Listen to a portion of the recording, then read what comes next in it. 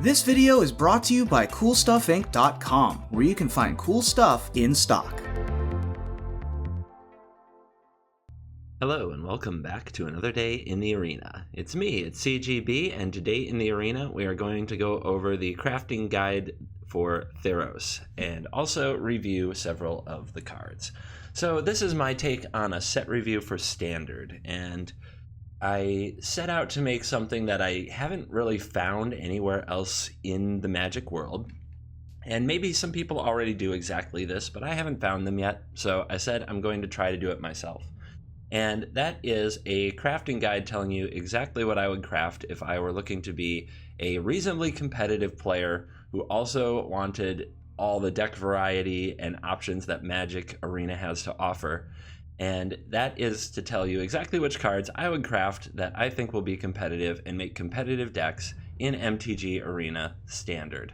I think that most set reviews will go over a card, they will look at it, they will read it, they will say things along the lines of, this card will be good if zombies are good, just as to use Ephemia as the very first example. And then they will move on from the card and leave it to you, the viewer, to figure out if zombies are good. And a lot of people out there just think zombies are good.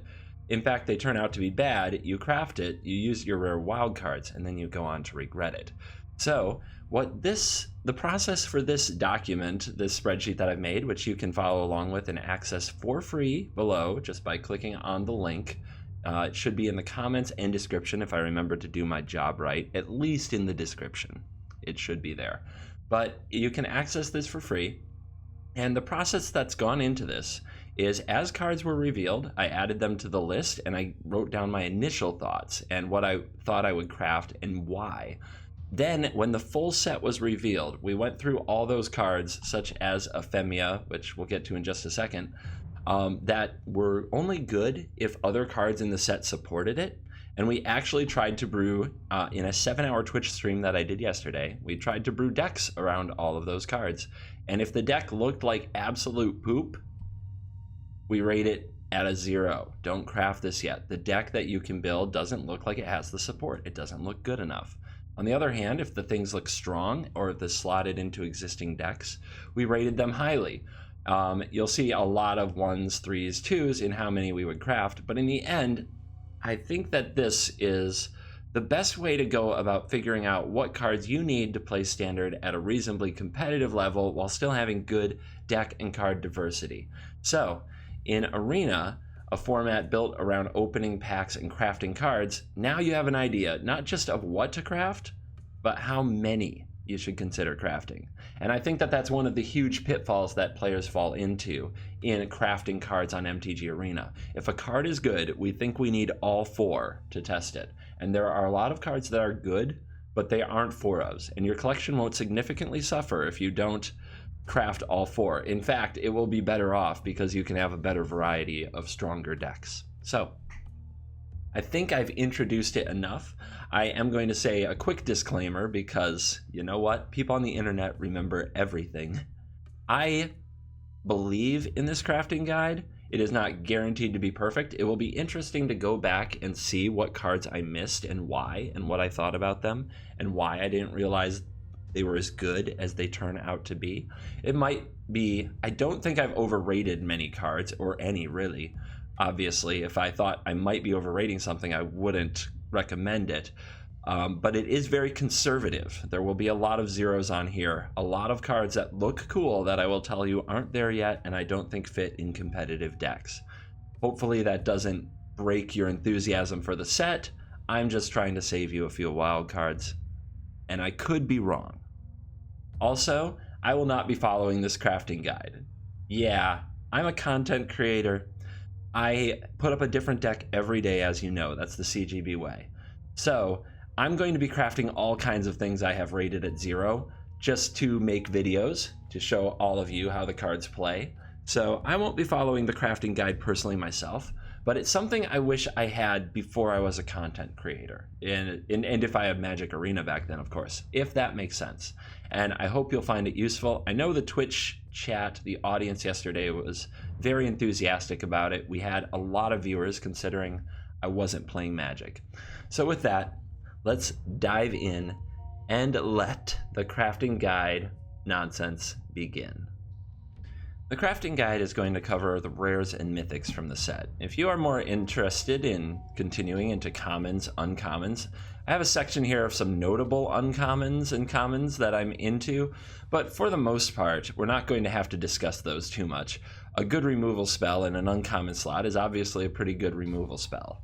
But these are cards that I find notable, and you'll also see a few commons and uncommons sneaking their way into decks. So I don't think most people have trouble crafting commons and uncommons. I know I have an insane amount of common and uncommon wild cards, and I believe that you guys can figure out if you want a common or uncommon enough to craft it. Plus you'll get a lot of them from opening packs and doing the mastery tree. So rares and mythics, that's what we're here to talk about. Let's open with Ephemia.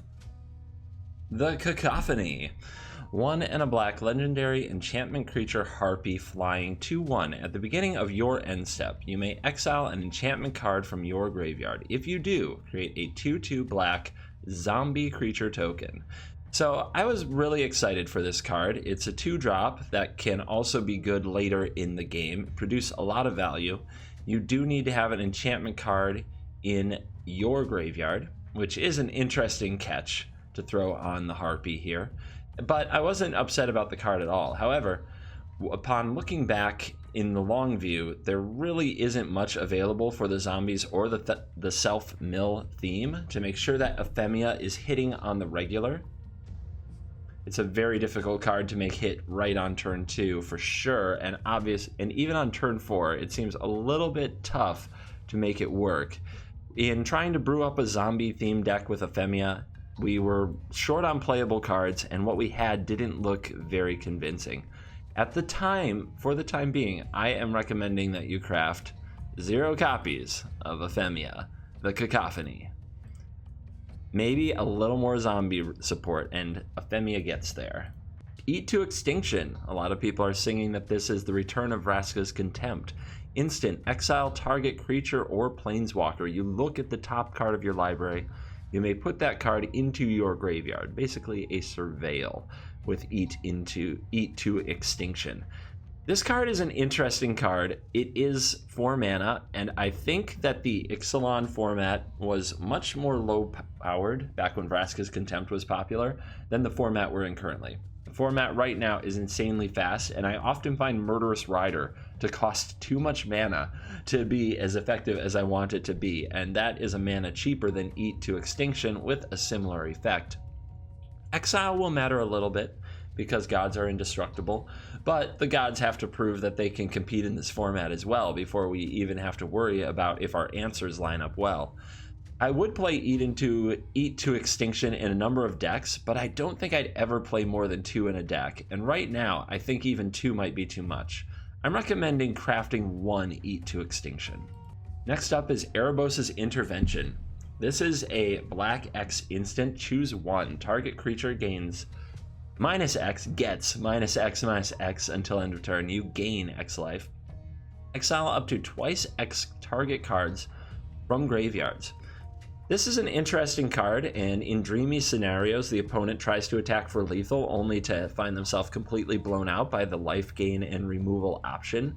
Also, if a card is highly reliant on graveyards, exiling huge chunks of the graveyard could matter. Without question, it might do something, but it also works against indestructible cards. But overall, you only want this card in very specific situations. So I see this as a wishboard target for your Fae of Wishes, or a one-of that you want to draw later in the game and don't really want to be casting early as it's not as efficient. So Erebos' Intervention for me is a craft 1.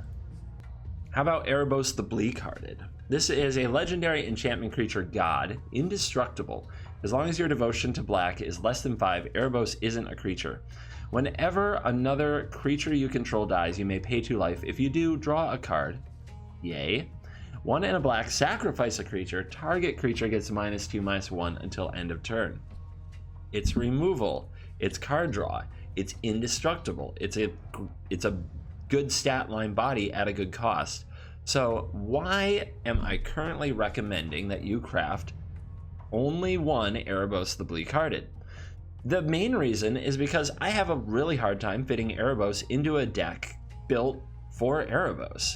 The Mono Black Devotion lists that we came up with, when it came time to cut cards, had a very hard time fitting in Erebos. This is our little Black Devotion list from, when I say we, I mean me and the chat worked on this. And it was really hard. As you see, Erebos isn't even on this list right now.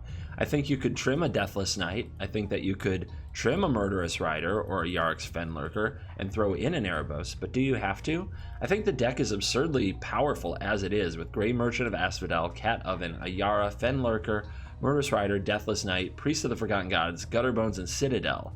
It doesn't feel like anything here needs to be cut for the deck to be a competitive shell, and therefore doesn't need Erebos. It was really hard to find any way to fit the Erebos into the build. Therefore, right now I'm only recommending that you craft one because I don't think his effect is on the power level of what is currently already available, and I think he'll sit on the sidelines more than he'll get in the game. And I wouldn't want your mythic wild cards that you work very hard for to sit on the sidelines. The Demon of Loathing is 2 black, 5, 7/7 flying trample. Whenever Demon of Loathing deals combat damage to a player, that player sacrifices a creature. Nice gold armor on this particular demon who loathes. It's kind of a running meme for my Twitch chat that every creature should be evaluated as if it had Embercleave on it because Embercleave is so popular, and this is amazing with an Embercleave. That said, I can't recommend crafting the Demon of Loathing. It is worth noting that some of these will not be in booster packs. They are in these like intro decks designed for beginners or people just getting into the format, and Demon of Loathing is one of those cards. So if you tend to pay attention to MTG finance and pricing, you'll see high price points for some of these cards that seem weird for something that you don't think you'd ever play. So that is the case for Demon of Loathing, and will be the case for some cards down the line. Gravebreaker Lamia is 5 mana for a 4/4 lifelink enchantment creature snake Lamia. And when Gravebreaker Lamia enters the battlefield, search your library for a card. Put it into your graveyard, shuffle your library. Spells you cast from your graveyard cost 1 less. It's fun to think of this interacting with Escape, something that we haven't talked about yet, but will be in the very near future. And making Escape costs lower does sound fun, and while I think that there's probably some janky brew and nonsense to get into this, as well as the rare but often seen in fantasy, if you look hard enough, snake cleavage, overall, I can't get into this card. I gave it a potato rating because the 5 mana for 4/4 body alone is enough to turn me off. So right now, I have a 0 on the Lamia. Nightmare Shepherd is a 2 and black enchantment creature demon. This is a flying 4/4. Whenever a non-token creature you control dies, you may exile it. If you do, create a token that's a copy of that creature, except it's a 1/1 and it's a nightmare in addition to other types.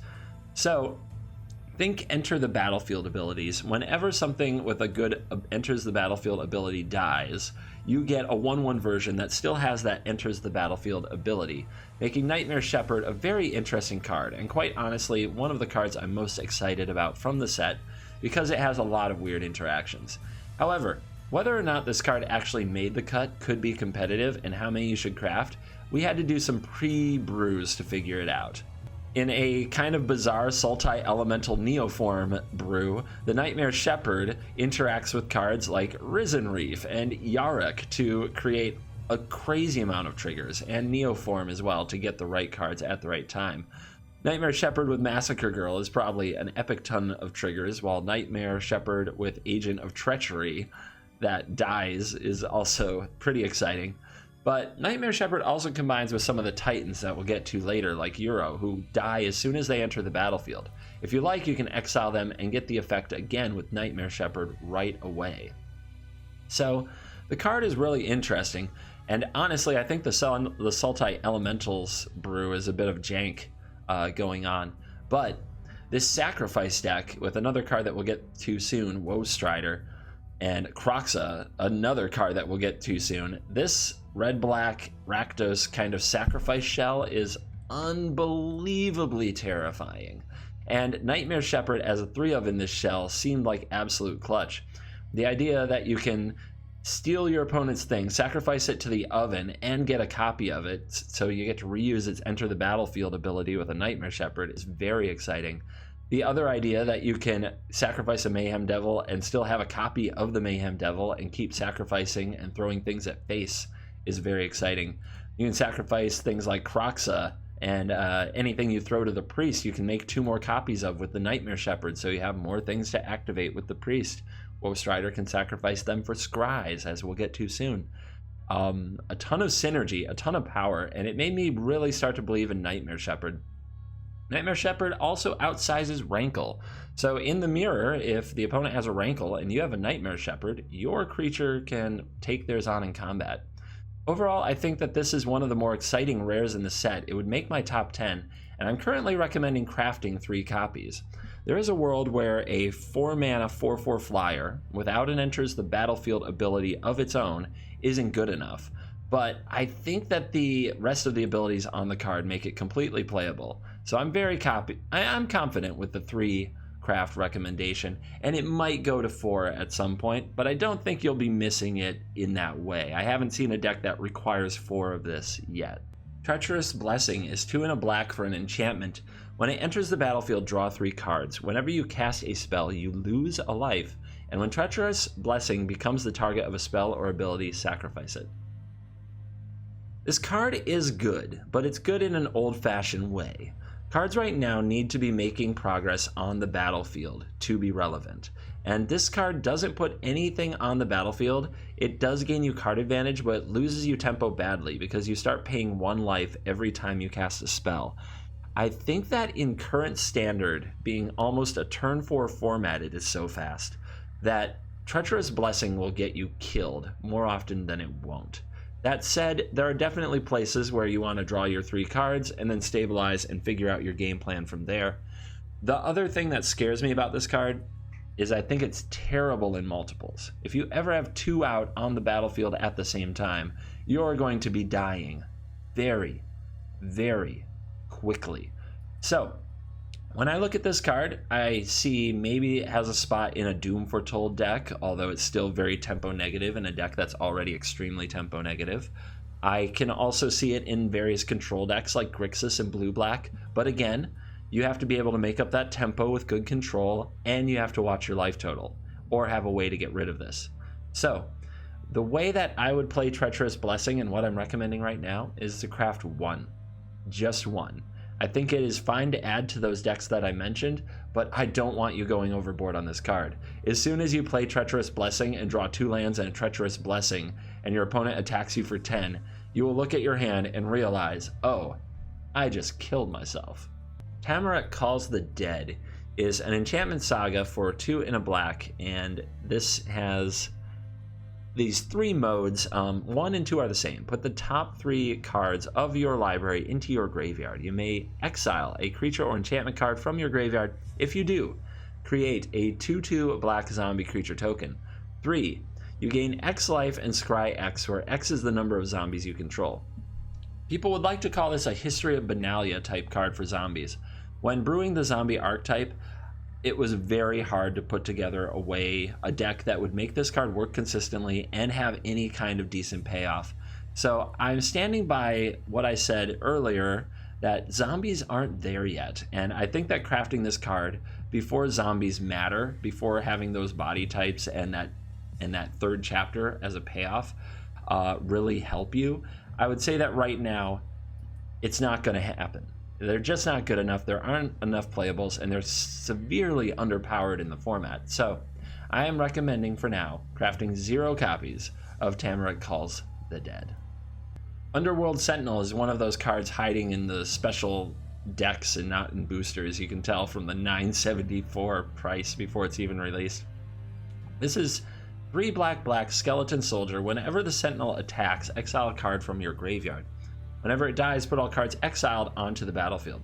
This card is actually frickin' sweet, but it's too slow. At 5 mana, the body of 4/5 isn't particularly exciting. It has to attack to exile the card. So it needs a few turns of attacking and exiling things to become a very relevant creature. And I think in that world, and it also needs good cards in the graveyard, don't forget that. I don't see all that coming together in Standard consistently. And as a result, I can't recommend you craft any Underworld Sentinels anytime soon. 0. Woe Strider is 2 and a black for a creature horror. When Woe Strider enters the battlefield, create a 0/1 white goat creature token. What? Sacrifice another creature, scry 1. And that is an unlimited sacrifice effect. You don't have to pay anything for it. Escape, 3 black, exile 4 other cards from the graveyard. It escapes with 2+1/+1 counters on it, meaning it returns to the battlefield as a 5/4 if you exile 4 other cards from your graveyard. So, why am I excited about Woe Strider? The fact that it makes another creature when it enters the battlefield and has this sacrifice another creature effect for free means that at the very minimum you get like a chump block, a scry 1, and you have this ongoing ability to get a little extra value of scry every time something dies. That alone isn't too exciting. But when you combine it with other things, such as Claim the Firstborn to steal the opponent's creatures and sacrifice them, when you combine it with Mayhem Devil to deal points of damage when you sacrifice them, and when you combine it with all the other nonsense going on in the sacrifice tribal type deck, you get a pretty effective pile of value. I originally had Woe Strider as a 4 of and scaled it back to a 3 because in multiples it's a bit redundant and I don't think you need to overdo it with this card. I don't think you have to have 4 in your deck, that this effect is crucial to your deck's operations, but I think you want it enough, and I think this body is completely reasonable, completely playable, and where we need to be. So I am recommending 3 copies of Woe Strider, as you saw in the sacrifice deck list a little bit earlier. Quickly, as we begin to head into blue, I want to also point out that these are separated by color. If you have particular colors you like and don't like, you can definitely go through the sheet and check out exactly what to craft by color.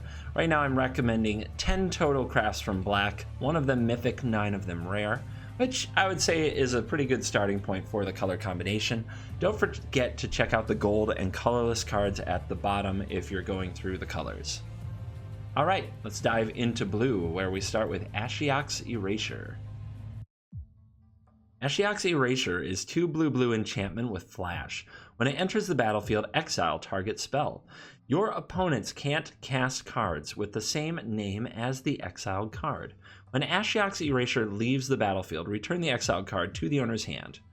So, this card is definitely costed highly at 4. And that looks pretty bad for a counterspell, which is the first thing that comes to mind when people see this card. But there's a lot going on with this card. It's kind of a transformer. There's more than meets the eye, and I think a lot of it's unintuitive. So we're going to go over some things that I like about this card. Things number 1, it has flash. It is an enchantment. It has 2 blue in its casting cost. You're going to see that devotion is a pretty serious part of this set. This is a counterspell that adds to your devotion, and that alone gives it a little bit of a purpose to be there. Does it excuse the high cost? Probably not. But it's something, and something to keep in mind, that when you're brewing your devotion decks, you can actually put a counterspell in it that helps your devotion. The second part is that when Ashiok's Erasure enters the battlefield, exile target spell. So this is not a counterspell. This is not countering anything. This can target a shifting Ceratops that is on the stack, even though it says it can't be countered, and even though it has protection from blue, because a spell on the stack doesn't have protection from blue yet, and this is not countering it, it's exiling it. So the idea that you can hit Niv Mizzet with this, and Thought Distortion, and all these cards that say they can't be countered, is a whole new dimension to Ashiok's Erasure that could come up in competitive settings multiple times. Next thing I want to point out, this does not have the text we have become extremely used to on cards, and I'm going to use an example in Banishing Light. We have become very used to this type of card having a line of text that says, exile target non-land permanent an opponent controls until Banishing Light leaves the battlefield. Let me say that again. Until Banishing Light leaves the battlefield. That line of text is not on Ashiok's Erasure. You just exile the spell. What this means is once the trigger is on the stack, even if the opponent, if they do something like blow up the erasure in response to the trigger, or if you can bounce the erasure or blow up the erasure in response to the trigger before the exiling of the spell resolves, the opponent will never get their spell back. This was a thing that worked very well with cards back in the day. Oblivion Ring, for example, where if I play my Oblivion Ring, it targets your permanent. In response, I return my Oblivion Ring to my hand or sacrifice my Oblivion Ring. Now you never get the permanent back because the Oblivion Ring isn't there to leave the battlefield in the first place. We haven't seen a card templated like this in a while, but Ashiok's Erasure is. So if you have a cheap, easy way to bounce Ashiok's Erasure in response to its own trigger, the card is gone. The opponent and you still have the Ashiok's Erasure. They never get it back. The Ixalan's Binding Clause is very important. There's a lot of 4-ofs in Standard right now, and crucial cards. If you completely knock out Nissa, or completely knock out Hydroid Krasis with this card, the opponent's going to have a hard time running their deck and making their engines work. The last thing I'm going to mention is that when Ashiok's Erasure leaves the battlefield, return the exiled card to its owner's hand is a lot different from letting them cast the spell for free, like a Spell Queller would, or from putting it onto the battlefield, like an Ixalan's Binding would. It goes back to their hand, and they have to pay for it and cast it all over again. That is a big tempo cost. I think all these little things add up and make Ashiok's Erasure better than people think it is. Therefore, right now, I would still never craft 4, because 4 mana is a lot to pay for your counterspell. But I was recommending 3. I'm currently recommending 2. And I wouldn't be surprised if it turns out a lot better than we think it is. Next, we're going to talk about Protein Mon-Thurs. People tried to get me to pronounce this correctly for a long time in Twitch chat, and I eventually just started calling it the Protein blah blah blah, the Protein XYG, the Protein blah blah blah blah blah. And this card that's enough about its name. This is a human wizard. It is a 1/1 with Constellation. Whenever an enchantment enters the battlefield under your control, you may have Protein Mon-Thurs become a copy of target creature, except it has this ability. So, you play an enchantment, this can become any creature on the battlefield. If you play another enchantment later, it can switch to something else if you want it to. The card is interesting, and we've tried to find a few ways to use it, particularly with Nightmare Shepherd, but I think Nightmare Shepherd is the star of that show. It is the Shawn Michaels of the show. This is definitely the Marty Jannetty. I don't find there to be anything particularly important about this card. I don't think it's going to be an archetype on its own. I think it's kind of cool and a little janky and a bit weird. If you have combos for it, please post them for me, but we didn't come up with anything game-breaking. And so, at this point, I'm recommending that you craft 0 of the Protein blah blah blah. Kiora Best the Sea God is a mythic enchantment for 2 blue and 5. Holy cow. Enchantment Saga. 3 Saga pieces. Number 1, create an 8/8 blue Kraken creature token with hexproof. Number 2, tap all non-land permanents target opponent controls. They don't untap during the next untap step. Number 3, gain control of target permanent and opponent controls and untap it. 7 mana is a lot, and if this were anything less, I would be much more excited. 7 mana for an 8/8 hexproof creature token on its own is kind of interesting, and the fact that you get a freeze effect followed by a Agent of Treachery over the next few turns makes the card interesting. There are blue devotion lists that can generate a lot of mana, and this card could slot into those decks.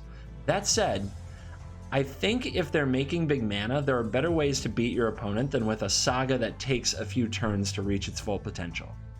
Mass Manipulation, for example. Just grab everything right now. Who needs the 8/8 hexproof if your opponent has no relevant cards, but you have all of their relevant cards? So, my current take on Kiora Best the Sea God, you might run into this. You might run into some blue decks that just play this and the 8/8 Kraken beats you, and that might feel bad. And you may want to go out and craft it, but I would not spend my mythics on this. I think that what you lost to is the board situation, that the control deck got to a late stage point and played an overwhelming card, and I don't think it needed to be Kiora Best the Sea God. I don't think that this card will be played at the highest levels of competition, even though it is really cool and very much a limited awesomeness.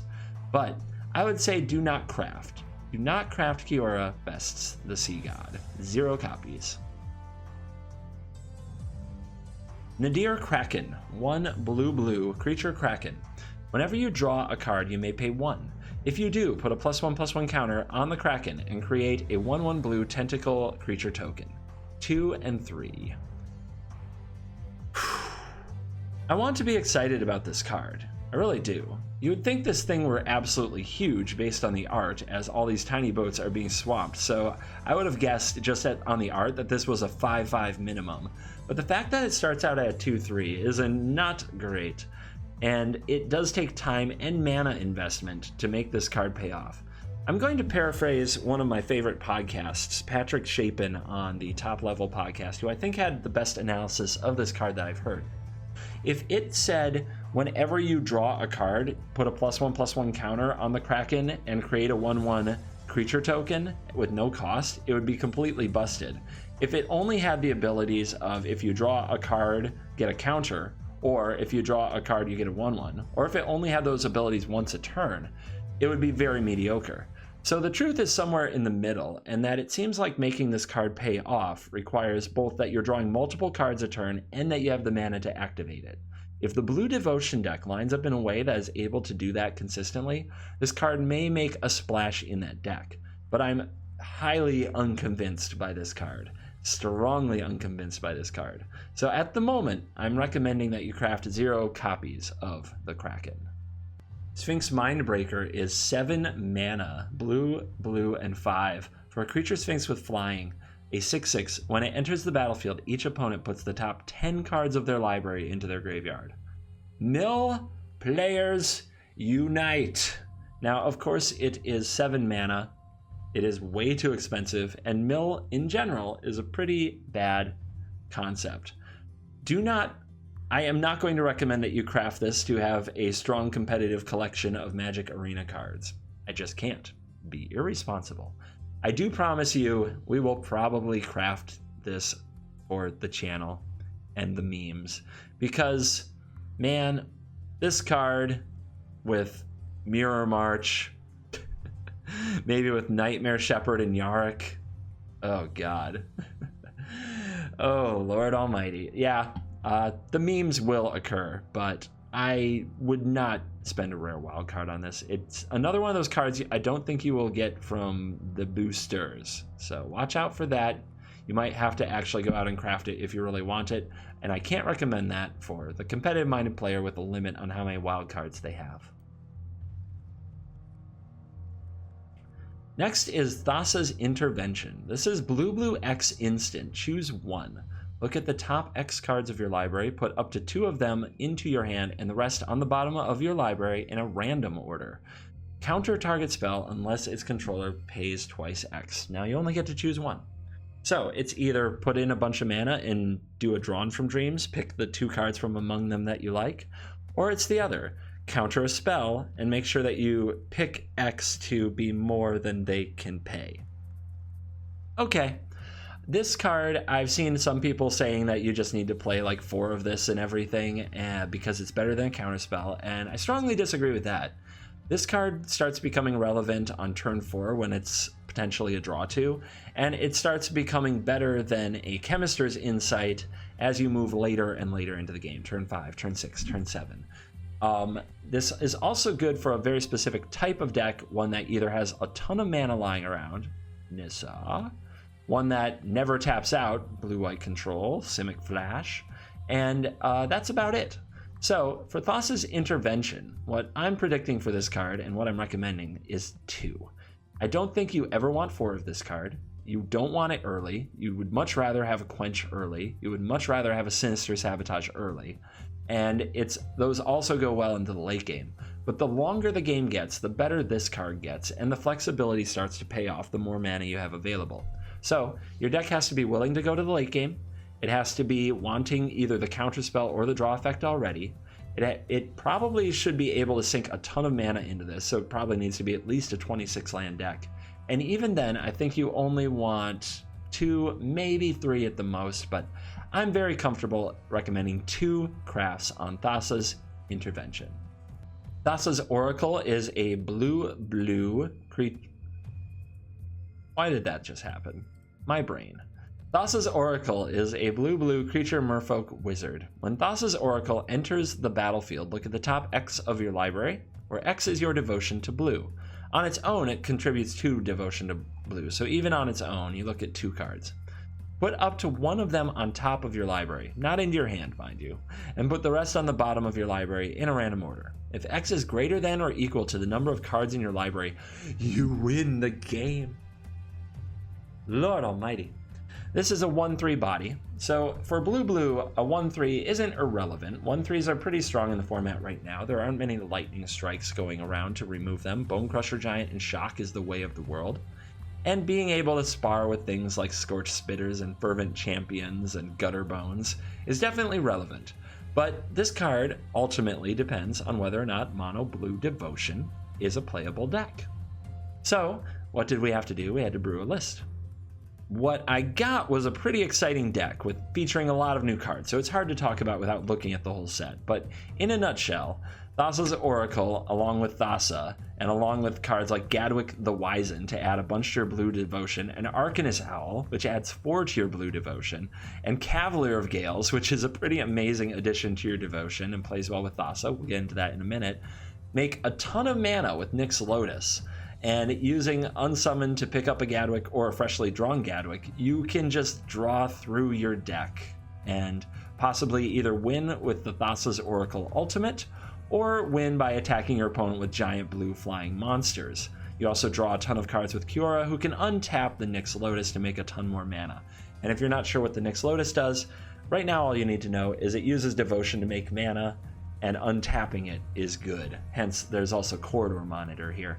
I'm pretty excited about the list. It might be slow, but there's definitely room to play with the flex slots and try to make it better. And I'm so excited about the Blue Devotion list that I'm recommending some pretty high crafts. This is an example that, unlike the zombie list that I was talking about, where I lined up the cards and said, this doesn't look good, this is a place where I line the cards up and say, this looks potentially very good. Now, it's in the name. I'm Covert Go Blue. I like blue decks. So the one thing I'm going to say for sure as I talk about this Blue Devotion deck and the cards that I'm going to craft for it, if that's not your thing, you don't have to craft it. And you can save yourself a lot of rares and wild cards from the set if you ignore the Blue Devotion deck, or maybe not ignore, but say, I'm gonna wait and see if this deck is the real deal before I craft it. I wouldn't blame you in the slightest, that's fine. But right now I am recommending crafting for Thassa's Oracle because I think the Blue Devotion deck looks sweet and powerful. So, up to you if playing Blue Devotion is your thing or not, and if you want to craft these right away, but I am sticking with the number of 4 Thassa's Oracle. Thassa Deep Dwelling is the other mythic from that deck. Let's get right into it. 3 and a blue, legendary enchantment creature god, indestructible. As long as your devotion to blue is less than 5, Thassa isn't a creature. At the beginning of your end step, exile up to 1 other target creature you control. Return it to the battlefield under your control. So blink it, but it exiles it and returns it, so it untaps and it triggers all the stuff again. 3 and a blue, tap another target creature, 6/5. The 6/5 is good. The indestructible is good. Good prices. The tap another target creature for 4 is only good if you have 1,000,000 mana. So it's not particularly exciting. So probably the part of this card that you need to be all about, the part that can make it great, is the blink effect. If you use the blink effect to gain a tremendous amount of value, this card is paying off in spades and doing a lot of work. If you're just untapping something, it's probably only So the kind of fair mode when you're not generating 1,000,000 mana and drawing your deck with my Blue Devotion deck that I have in mind is this and Cavalier of Gales. Cavalier of Gales has 3 blue in the mana cost, so it adds 3 devotion to Thassa, meaning you only need 1 other blue devotion on the battlefield anywhere, and Thassa can be attacking and blocking. And getting the enters the battlefield trigger from Cavalier of Gales twice is already tremendous. Getting it each turn is tremendous. Giving it pseudo vigilance so it can attack in the air and still play defense is tremendous. So I love this card with Cavalier of Gales. Absolutely love that idea. I also love it with Arcanist Owl, and it's not bad with Thassa's Oracle, as you get to keep scrying and getting a little bit of value as you go. You'll also notice that Kiora is in that blue devotion list that I showed. You trigger Kiora every time that you blink your Cavalier of Gales and bring it back, so it draws additional cards if you have Kiora on the battlefield. And that kind of stuff is really exciting. If you blink a Corridor Monitor, it can untap Thassa if Thassa did some attacking. There's just a lot that you can do, but primarily just the fair mode of Thassa into Cavalier of Gales sounds like so much value, it'll be hard for the opponent to contend with. So that's one of the reasons I'm pretty high about the deck. Even when we're not doing broken combo things, we're a very strong deck. So, potentially slow, but very strong. That's why I'm recommending crafting 4 copies of Thassa Deep Dwelling. I actually believe in the blue devotion list quite a bit. Next is Theros, the Sudden Storm. This is 3 blue for a legendary creature elemental giant. Flash flying spells you cast with converted mana cost 5 or greater cost 1 less to cast and can't be countered. This is an interesting card. There have definitely been times in my life where 5 mana for a 4/5 flash was particularly strong, and I do think that the meta is like, it's fine. There aren't a lot of things contending with it in that space in blue and Izzet and blue-white control decks, where you just have a way to slam a threat and start closing the door. And I think this card could fit the bill. That said, it also has this neat ability where spells with converted mana cast 5 or greater cost 1 less and can't be countered. That's spells. It's not necessarily creatures, but both Mass Manipulation and Agent of Treachery fit that bill. They curve very well with this. Thassa Best the Sea God curves well with this, even though I'm still not recommending that card. It's an option. And Hydroid Krasis curves well with this. So there's a lot going on with this card. It's also a giant, so you can play it in your giant theme deck with Cast Off potentially. It also ignores Cast Off from the opponent if that card becomes popular again. And it's an elemental, so it triggers Risen Reef if you want to play it there. The card can fit in a lot of places. That said, it's legendary. It's 5 mana. It doesn't have its own enters the battlefield ability. And it can be countered itself. So where does a card like this fit in? I could see it being a 2, like crafting 2 of it someday. I think right now the right number is to craft it for 1. I think this will be the 1 of sideboard ambush card. It will also be good on ladder for a few weeks because nobody is going to play around it. Archangel Avacyn absolutely dominated a format based on being 5 untapped mana, is a 4/4 flying flash indestructible, and people played into it and got blown out all the time. People will get blown out by this card. It's not as good as Avacyn, but they're never going to play around it. Never. Not going to happen. So I think that having 1 of these in your decks might pay off and be very good. Next is the Serpent of Yawning Depths. This is 4 blue enchantment creature serpent. In Krakens, Leviathans, Octopi, and Serpents you control can't be blocked except by Krakens, Leviathans, Octopi, and Serpents. So it is a 6/6, and I think my flavor text on this was that I yawned while I was reading it. But this is another one of those cards you don't get from boosters, and behold, that price tag. It makes you think this card is better than it is, but there isn't a lot to be excited about in this card.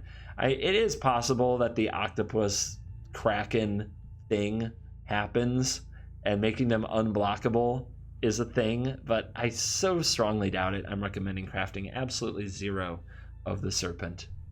Wavebreak Hippocamp is 2 and a blue for an enchantment creature horse fish. Whenever you cast your first spell during each opponent's turn, draw a card. 2/2. And that's interesting. The draw 2 thing has kind of been trying to take off. I like the ability, but it reminds me a lot of Gutter Snipe in that when you play it on turn 3, the opponent either deals with it or they don't. If they don't, maybe you get a bunch of value and you're ahead in the game. And if they do, you really wasted a crucial turn of the game for something that was very easy to kill. Bone Crusher Giant and Shock in particularly are here to laugh at this card right now, which is kind of a shame. And I wish this was a 2/3 or a 3/3, because then I think it would be a very, very interesting card. As a 2/2, I can't recommend crafting this card at all. So right now, I'm saying go get 0 copies of Wavebreak Hippocamp. So that's going to conclude blue. We're looking at 9 recommended crafts for rares in blue and 4 mythics. Again, if you don't believe in the mono blue devotion deck, you can cut this cost down significantly because most of it is being carried by Thassa's Oracle and Thassa Deep Dwelling, because I think they will make a very strong deck. Next up is the color green, starting with Arasta the Endless Web. So, what have we got here? We've got a legendary enchantment creature spider with reach, and whenever an opponent casts an instant or sorcery spell, create a 1/2 green spider creature token with reach. This is 2 green for a 3/5. And it's an interesting card. It's a cool card. It is a fun limited card. It might be a fun enchantment theme deck card, but it's not Questing Beast, and it's not Vivian Arcbow Ranger. And these are cards that pretty much dominate the 4-drop spot in green, along with Wicked Wolf, just all the broken green stuff from Eldraine that pushes a reasonably priced and statted creature like this completely out of the format. So I can't recommend crafting Arasta of the Endless Web. A theme you're going to find as we go through the green cards, I'm not going to recommend crafting many of them, and I think it has a lot to do with the power level of green from Throne of Eldraine. They are competing for spots with some of the most broken cards we have ever seen printed in recent memory, and most of them came in one color. So it's really hard to recommend crafting a card when there are such better cards available. Dryad of the Illusion Grove is 2 and a green for an enchantment creature nymph. You may play an additional land on each of your turns. Land you control are every basic land type in addition to their other types. 2/4 body. The body is good and the cost is good. The ability to play an additional land is nice, but we already have that ability from cards that say draw a card on them, which is the most important text in Magic. Cards like Gross Spiral and another card we're going to get to already draw a card and then let you put a land onto the battlefield. You need to have a pretty endless source of lands to take advantage of this ability regularly. I think that if you play this and get 1 extra land drop, you are doing okay, but I don't think you're really getting ahead. And if you play this and don't get an extra land drop, people are already saying play a Boreal Grazer into this. It's like, how many lands did you have to have in your hand to make that kind of a strategy really pay off? So I'm highly skeptical of this card on its own. Now, the other ability, where lands you control are every basic land type in addition to their other colors, is amazing. It's amazing mana fix. The fact that you can now tap your lands for any color is great. The fact that they are basic swamps, basic forests, all these other things, right, means that all of them tap for extra mana with Nissa. I think that's very straightforward, and some people are really excited about tapping their islands to make green mana with Nissa. I'm kind of lukewarm on that. I really don't feel like the Nissa deck ever struggled for mana, and that the fact that their island didn't produce a few extra green rarely cost them the game. Nissa, who wins the game, usually won the game regardless of whether or not every single land that they had tapped for extra mana. And while it's a nice little bonus, is it really worth adding a card to your deck that doesn't produce card advantage on its own or do too much? The 2/4 body might be relevant enough to make it worth it, but I'm really cynical, as you can tell, about this card. I'm almost more excited for the meme. The idea that we could play a Dryad of the Illusion Grove into a Dread Presence is oddly much more exciting to me than getting extra mana out of my Nissa. So I see this more as a casual janky card and also a pretty automatic card for Brawl. But for competitive Standard, I am currently recommending that you don't craft this card and make it prove itself. And not only make it prove itself as in not that I saw it on ladder the other day and I lost to what I played against. Make it show up in some serious winning high-level decks. Make it win a tournament, I would say, before you get into this card for Standard. I am recommending that you craft 0 copies. 0. The first Iowan Games. This is 2 and a green Enchantment Saga. When it enters the battlefield, and when after your draw step, add a lore counter. 1, create a 1/1 white human token. Not great for 3 mana.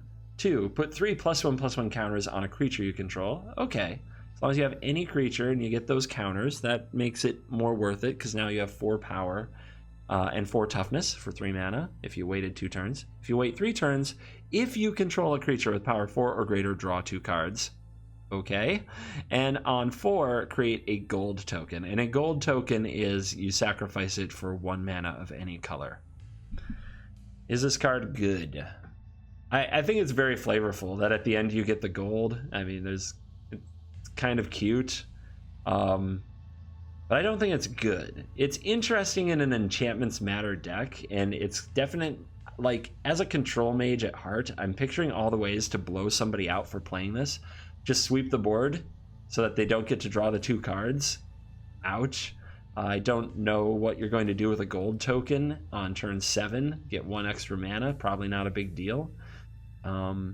Putting 3 counters on a creature you control, what if they don't have a creature at that point? Ouch. I mean, literally, like, if you don't have backup creatures to kind of set this off, and the opponent sweeps the board on turn 4, then you could get nothing out of the other parts. I just find it too situational, and I could be wrong. Like, maybe what I'm coming up with is the exception to the rule, and that most of the time this card is a ton of value for 3 mana. Is it as good as a Lovestruck Beast? Maybe it's just good with Lovestruck Beast? I'm still rating this a 0. Somebody's going to have to prove to me that this card really is good and should be there. So, 0 right now. Iron Scale Hydra. This is another one of those cards that is not in a booster pack. 3 green Hydra. If a creature would deal combat damage to the Hydra, prevent the damage, put a counter on the Hydra 5/5. There was a time where something like this would be very exciting. You could use a prodigal sorcerer to grow this all the time. But the meta is just not like that anymore, and big beefy boys that cost 5 mana or more that don't do something upon entering the battlefield aren't going to be competitively playable, although it could certainly be fun in your Hydra Tribal pile if you really have the wild cards to throw around. I'm recommending 0 copies. Mantle of the Wolf is 3 and a green for an enchantment aura. Enchanted creature, an enchant creature gets +4/+4. When Mantle of the Wolf is put into a graveyard from the battlefield, create 2/2/2 wolf creature tokens. This is an interesting card, pretty fun. It isn't bad. So if you put this on a creature, it gets +4/+4. So it's like you played a 4/4 haste when the mantle is put into the graveyard, not the creature. So if the creature gets exiled or bounced, the mantle goes to the graveyard, you still get the wolves. And I think that's an important distinction from when a creature dies versus when Mantle of the Wolf is put into a graveyard from the battlefield. If the opponent somehow exiles Mantle of the Wolf, that sucks, but obviously you probably still have the creature then, so you can't be too upset. This card is not absolutely terrible, but it is an aura in a format that is fast and vicious and brutal and has cheap removal, and I don't foresee Mantle of the Wolf making a huge impact, as interesting a card as it is. And once again, would you rather play this or a Questing Beast? So I gave this a potato comment, and we're going to call it a Craft 0. Nessian Boar, you can probably copy-paste a lot of things I've said about green creatures so far onto this one, although it is a very exciting card. 3 blue. All creatures able to block the boar must do so. It has Lure for you throwback types. Whenever the boar becomes blocked by a creature, that creature's controller draws a card. So at first I saw this, and it was like, oh my gosh, I'm going to give this haste. I'm going to put it in with Ilharg the Raised Boar, and I'm probably still going to do that for the occasional meme. I'm going to fling it. That sounds fun too.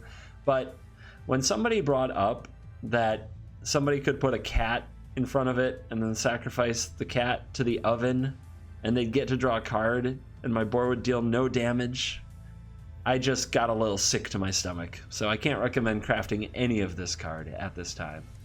Nylea's invention is green X sorcery. Search your library for up to X land cards, reveal them, put them into your hand, and then shuffle your library. And Nylea's intervention deals twice X damage to each creature with flying. Obviously, the second part is very... the second part is rather... and very situational. Like, I guess if you're against the blue-white Flyers deck, you'll be happy. But the search your library for X land cards... It's not basic land cards. It's any land cards you want.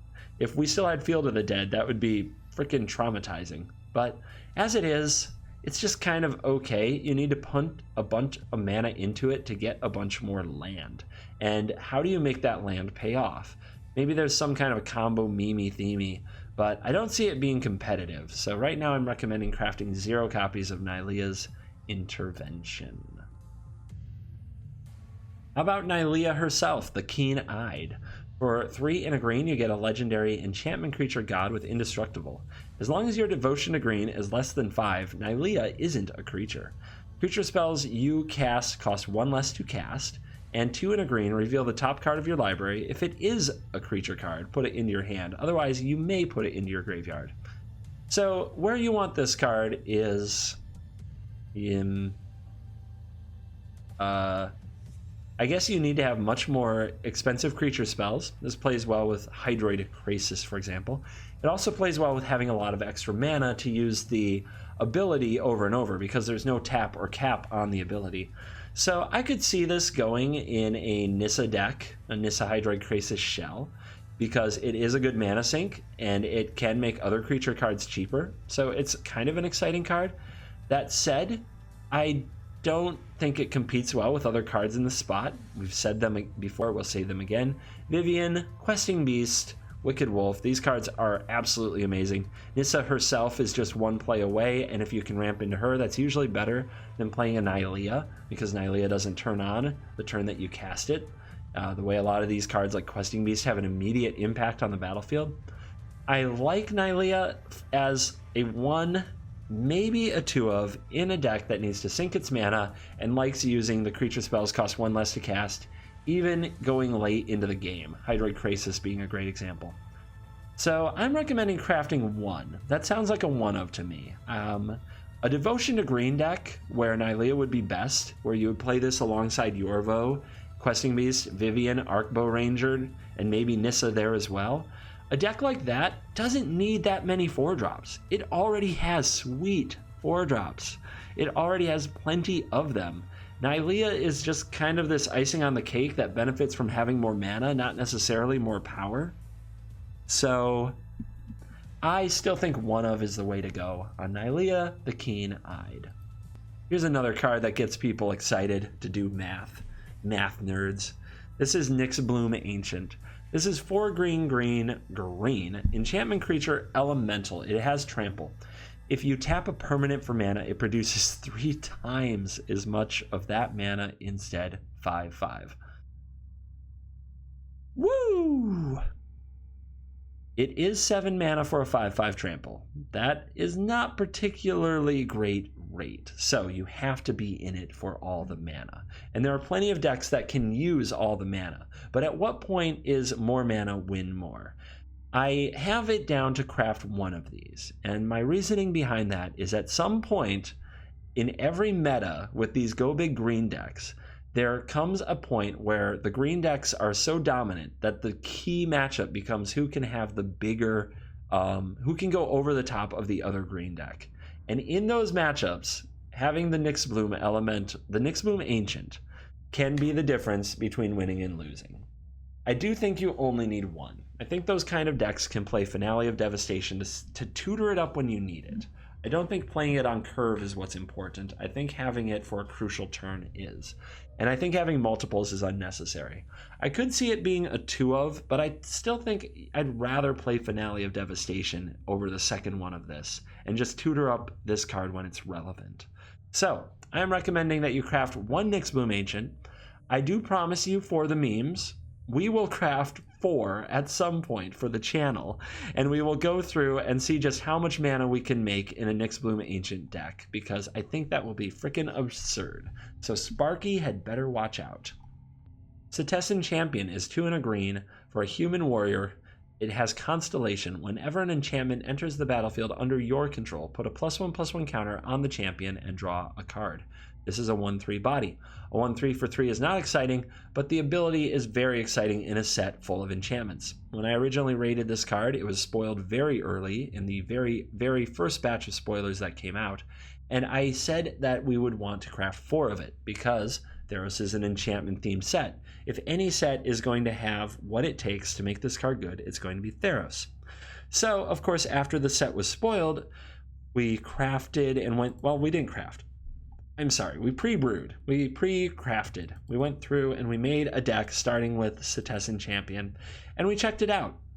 It also runs a few other cards that I haven't talked about yet. Let's just say that those are also reliant on enchantments being good, and a few commons, some cards that wouldn't get played much along the way. This is the list that we came to, and we did play around with the numbers a lot. And the more I look at it and the more I think about how it would play out, I'm just not excited about the play pattern and the style. I don't think it's powerful enough for the format. I think despite having a lot of good removal, decent bodies, a nice curve, and some card advantage, I think it's playing almost a too-fair mid-range type game.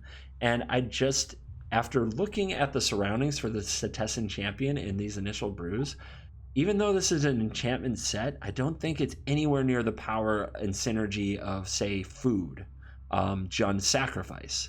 Like, I don't think this deck plays a good mid-range game against a deck like that has black for, like, really good removal and a lot of card draw with Corvold and Midnight Reaper and Casualties of War to just clean a deck like this up and blow it out of the water. So I had to reduce my recommendation on Cetizen Champion from 4 to 0.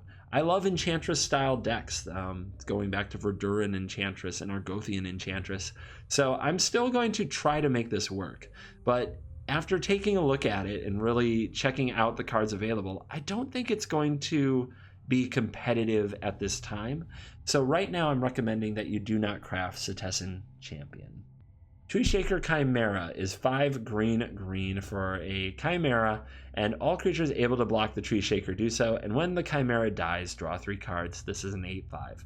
I love that it has draw 3 cards on it. That sounds exciting, but 7 mana is a lot right now. And while I'm going to meme fling this at people at some point, it's very fun for that, I can't recommend crafting copies for the competitive player. So recommending that you craft 0, but look forward to a video of this and fling at some point. That's going to be the bottom of green, and actually it's kind of, with green being as OP as it has been in recent sets, I'm pretty excited to announce that I'm recommending spending 0 rares and only 2 mythics on the color green right now.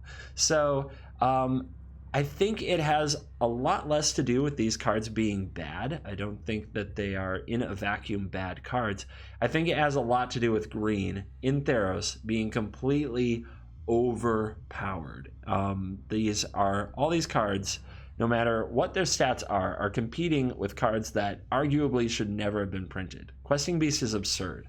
There's still a joke that I'm still reading Questing Beast since I started a few months ago, and that it may be an enchantment in addition to everything else. We just haven't read that far yet.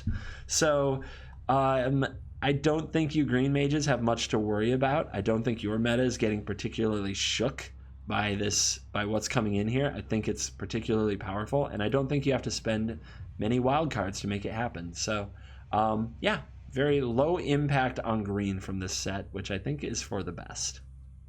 Diving into red, we get to start with the Akroan War. This is another saga that I kind of dread because I have to read all this, try to put it together, and then give a judgment. The Akroan War is 3 and a red, enchantment saga. 1, gain control of target creature as long as the Akroan War remains on the battlefield. 2, until your next turn, creatures your opponents control attack each combat if able. And 3, each tapped creature deals damage to itself equal to its power. What a weird card. On its own, like saying 4 mana, gain control of target creature for at least 3 turns, that is an effect that was too strong and was taken away from blue in the form of control magic and now has been given to red. That's kind of amazing and might be really powerful, especially when you consider the sacrifice synergies currently going on in red. The second part, creatures your opponents control attack, that is basically saying you get to either make favorable blocks or you get to open the floodgates for your own creatures to attack them. Just gaining that kind of control over what your opponent does is amazing. And then there's each tapped creature deals damage to itself equal to its power. That includes yours, but since your creatures probably attacked you since the opponent's creatures attacked you, they are all going to hurt themselves. It's a very weird thing to picture, and something I think we have to play with. I think that first chapter alone might be worth the cost of admission. It's really hard to find room for this in the decks. That's the main problem I have. In my Sacrifice Witch's Oven deck, I don't feel like I have room for this. I'm much more excited about Nightmare Shepherd, but this card could be better. It's a weird card, and I kind of need it to prove itself. This is a card I think I'll play with a little bit in the release event, which is coming next Wednesday, by the way. Plug. But yeah, if it were just 4 mana red, gain control of target creature, that's really good. That is absurdly good. That's an absurd card, right? And the rest of it is gravy. And if you're a red deck, you're usually ending the game probably before they get that creature back. Plus, if you attack with that creature before it goes back, it will deal damage to itself equal to its power. So you can set it up to die.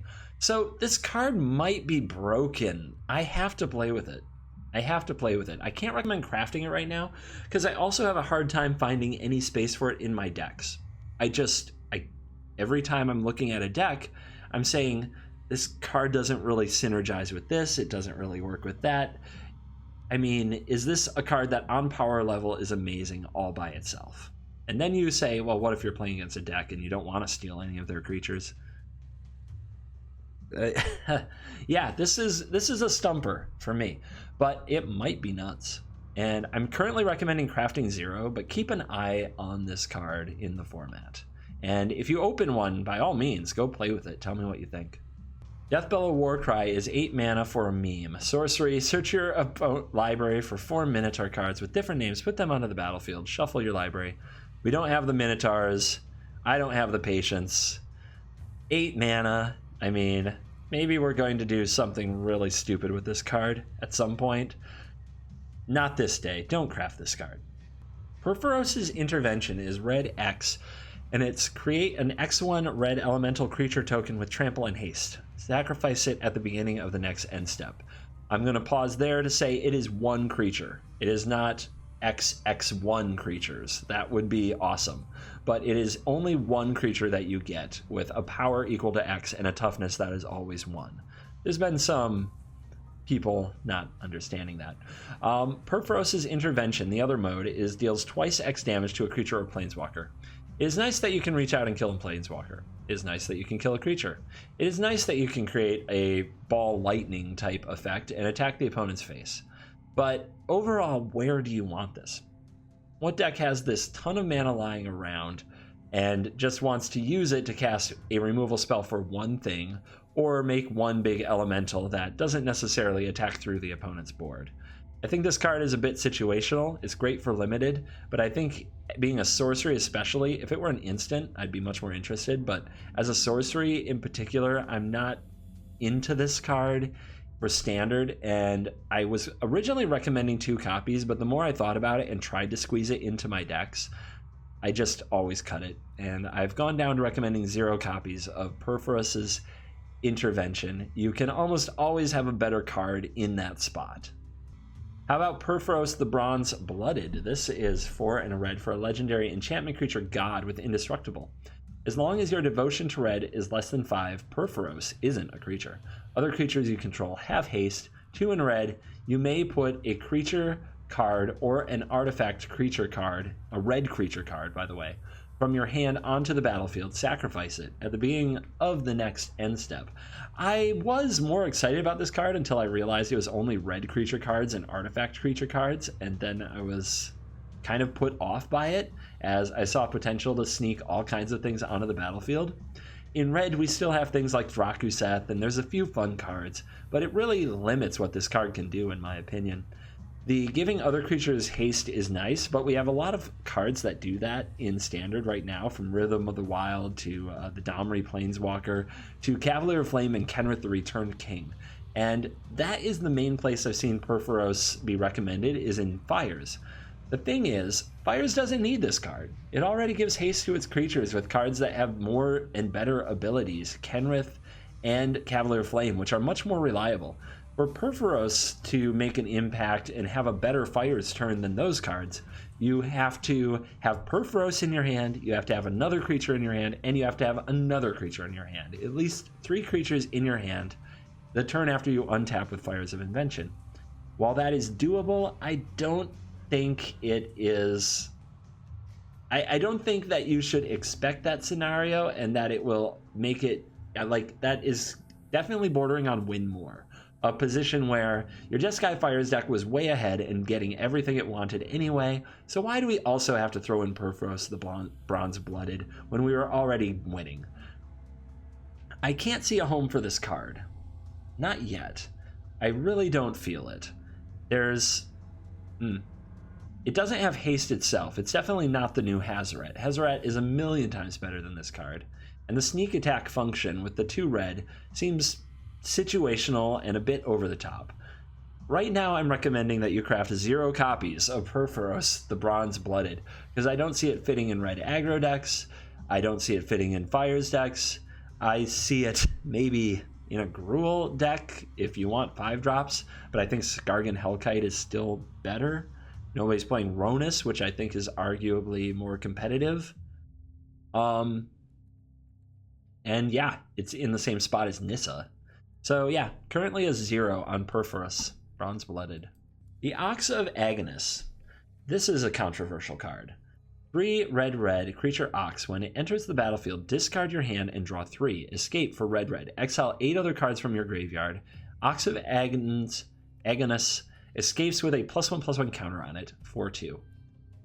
On its own, 5 mana for a 4/2 that makes you discard your hand and draw 3 cards is probably not competitive. Rixamati Reveler has some kind of an effect like this where you want to empty your hand, get Spectacle, draw 3 cards, get a body. It's only 4 mana, the body isn't as good, but nobody's playing that card. Nobody is using that card at a high level.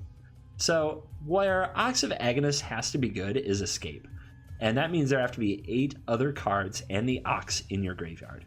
What jumps out to people for that is Arclight Phoenix, perhaps also some kind of a Reanimator strategy, but most people have suggested the Arclight Phoenix style deck that puts a lot of instants and sorceries that draws cards and discards cards into your graveyard quickly so that you can get the Ox. The big problem I have with that, as you may have seen in a recent video, Is It a Bird?, is that Arclight Phoenix is not competitive in current standard. They literally took a very powerful set of cards and made it into a bit of a meme, and I don't see that changing with what's currently in this format. So I am putting 2 as a craft for Ox of Agonis, but you have to really want it. You do not craft this if you have no intention to play Arclight Phoenix or fill your graveyard or do something interesting, because I don't think this card on its own holds up, and I could definitely recommend crafting 0 because I'm not convinced that Arclight Phoenix is good, but if you want to play the Arclight deck and find out for yourself, 2 is the number I'm going to throw out there. Phoenix of Ash is 1 red creature Phoenix with flying and haste. For 2 and a red, Phoenix of Ash gets +2/+0 until end of turn. And this card escapes for 2 red. Exile 3 other cards as opposed to 8 for the Ox.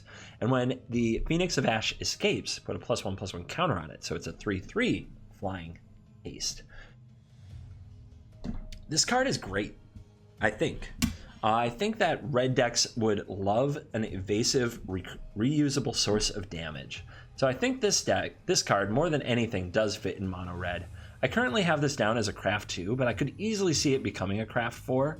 The main reason I don't want too many is the escape is a bit cannibalistic of each other. You can only really be bringing one of these back at a time because 3 other cards from the graveyard is hard to achieve in a deck that moves as fast as a red aggro deck. But this card hits hard. And combined with Torbran, turn 3 this, if the opponent doesn't deal with it, you put out Torbran and it hits the next turn for even more. It's kind of a lot. It's a lot for the opponent to deal with. I've been around, I've seen Chandra's Firebird, I think it was, but Chandra's Phoenix is like 4 mana 2/2 or 3 mana 2/2 haste flying, and that was definitely good enough. And in a fast format like this where you want to close and you need to get over the top of Nissa and her lands and the other green creatures on the battlefield, I think Phoenix of Ash fits right in. I could see this being a 4 of. I'm currently recommending 2. It's probably my bias against mono red and the fact that I really want to see the card prove itself before I go all the way up to 4. But this might be the best red card in the set. So yeah, do pick up at least 2 copies of Phoenix of Ash and play with those. I think it's going to prove a lot better than the Ox. Storm Herald is 3 mana, that's 2 in a red, for a Human Shaman haste 3/2. When Storm Herald enters the battlefield, return any number of aura cards from your graveyard to the battlefield attached to creatures you control. Exile those auras at the beginning of your next end step. If those auras would leave the battlefield, exile them instead of putting them anywhere else. This card was spoiled pretty early in Theros, and I originally put it down as a 4 because I felt that auras would be so supportive in this set. If there's any set that's going to push auras, it has to be this one. Does that sound familiar from something I said about another card earlier? Yeah, it is, because in the end, I was very unimpressed with the auras that we have, and I don't think that they're quite good enough to make a Storm Herald meme deck and a real contender. So I took this from a 4 of recommendation all the way down to a 0, because the deck that I brewed looking at this particular creature and with this strategy in mind just looked like an absolute pile. So I'm currently recommending that you craft 0 Storm Heralds. However, it'll be a fun meme. We'll mess around with it. I think that the Wolf aura that I talked about earlier is one of the stronger ones, and it might be what we end up doing. But yeah, Storm Herald, probably not good, so don't craft that one at this time. Storm's Wrath is 2 red sorcery. When Storm's Wrath deals 4 damage to each creature and each planeswalker. Just a good old-fashioned board wipe. It does miss a lot of things. Teferi that Plus is an example of something that it misses. Anissa that Plus still has a long way to go, although you take out the lands. I think that Storm's Wrath will play an important part in the format. I think it's much better. I think it catches things that Ritual of Soot misses and that Cry of the Canarium definitely misses. So I can see this being played in Grixis control. I can also see this as Deafening Clarion number 5 and number 6 in Jeskai Fires, so it will definitely have a home there. And there's probably other places along the way for Storm's Wrath. Let's see, this combined with the Chandra that can deal some face damage when you deal some damage to it might be exciting. But yeah, it being stuck in red and having a lot of planeswalkers you want to resolve yourself, this card is a little bit scary. You'll have to set up boards where it's good, where you're not killing your own planeswalkers and you can kill your opponents. So I'm recommending crafting 3 of this card, primarily because of Grixis control. I think that is a good home for this card at the moment. But I could also see it being a sideboard card for Rakdos. This card, like sweeping the board up but leaving you with your Rotting Regisaur, or just cleaning a board that is a cat oven disaster waiting to happen anyway. But maybe Massacre Girl is better for that job in the Sacrifice deck. Anyway, before I get too rambly, I do still think that 3 Storm's Wrath is a good number, and big surprise, the Control Mage likes board wipes, so 3 is the recommended number on Storm's Wrath, and the recommended number shall be 3. Tectonic Giant. This is a 2 red elemental giant with a bunch of text and a 3/4 body. Whenever it attacks or becomes the target of a spell an opponent controls, it deals 3 damage to each opponent, or exile the 2 cards from your library, choose one. Until end of the next turn, you may play the card. You do have to pay the mana cost. I'm giving this card a 0 because it's 4 mana. It's not Torbrand, it's not Chandra, and it's not Experimental Frenzy. It's just a hard spot for any red card to fill. It is a giant if you want to continue on your giant tribal theme, but I don't think that Tectonic Giant is standard playable. The Terror of Mount Valus is 5 in a red for a 5/5 flying double strike dragon. And when the Terror enters the battlefield, creatures you control gain double strike until end of turn. Definitely an exciting one of those cards you can't get from boosters. Look at that $20 price tag. Some people going out of their minds for the dragon with the mohawk. But double strike is awesome. I'm not going to pay 7 mana for the 5/5 that hands it out. I think that that's a lot of win more. Maybe somebody will throw one of this in their Reanimator, in their historic Sarkhan Dragons list, things like that. but I'm recommending that you do not craft the Terror of Mount Valus. Underworld Breach is a card that is, well, it's a card. Let's put it that way. 1 in a red enchantment rare. Each non-land card in your graveyard has escape. The escape cost is equal to the card's mana cost, plus 3, exile 3 other cards from your graveyard. At the beginning of your end step, sacrifice Underworld Breach. This is a card that the combo lovers can go off and speculate of all the cool things that you can do, and they're not wrong. I mean, if you have an opt in your graveyard, pay 1 blue and exile 3 other cards to recast your opt. What good value? Same thing with a shock. You can get a lot of value from a card like this, and it harkens back to Yawgmoth's Will, an old school card that many of us are very fond of that let us cast cards from our graveyard for 1 turn. I think that the price of exiling cards in your graveyard is going to really limit the effectiveness of this card. You have to be able to self-mill yourself extremely efficiently. You have to have a lot of mana available. You need a lot of things to go right, and it feels like a 1,000-year storm needs to come together to make this card work. I'm recommending crafting 0 of it at this time. Somebody's going to have to prove to me that you can make a competitive combo deck around this card, because I don't see it with what's currently available, but there are definitely some of you absolute mad lad brewers out there who are going to throw something vicious together with this. I'll be interested to see how it goes, but I won't be the first one diving in on it myself. I'd recommend you take a similar position. So, as we get to the end of red, we looked at another pretty modest craft, only 5 rare wildcards and 2 mythic wildcards. And again, that's the Ox, which I really only recommend if you want to play Arclight Phoenix, because I don't see where else the card fits right now. So another pretty budget-friendly crafting session in red. I don't think that they got too many powerful cards. I still think Phoenix of Ash might be the best overall card, with Storm's Wrath being the card I'm most likely to play. So hope that's helpful. We're going to move on to white. We start out the color white with Archon of Sun's Grace. The Archon of Sun's Grace is 2 white creature Archon, flying, lifelink. Pegasus creatures you control have lifelink. Note this is not a Pegasus itself, but it still has lifelink. Constellation. Whenever an enchantment enters the battlefield under your control, create a 2/2 Pegasus creature token with flying. 3/4. The body is good, the evasion is good. Lifelink is an important ability in stabilizing battlefields and winning races, and it does have a tribal payoff in Constellation.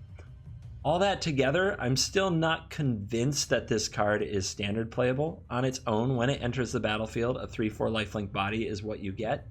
Dies to removal, gets bounced, gets interacted with. It's not particularly exciting. That said, the 4 toughness is crucial to me. It does let this card block Nissa and race against people who do things with Nissa. So I could see this card being a 1 or 2 of in the Constellation enchantment themed deck. The problem with that deck is I already said that after brewing it, I didn't like what I was seeing.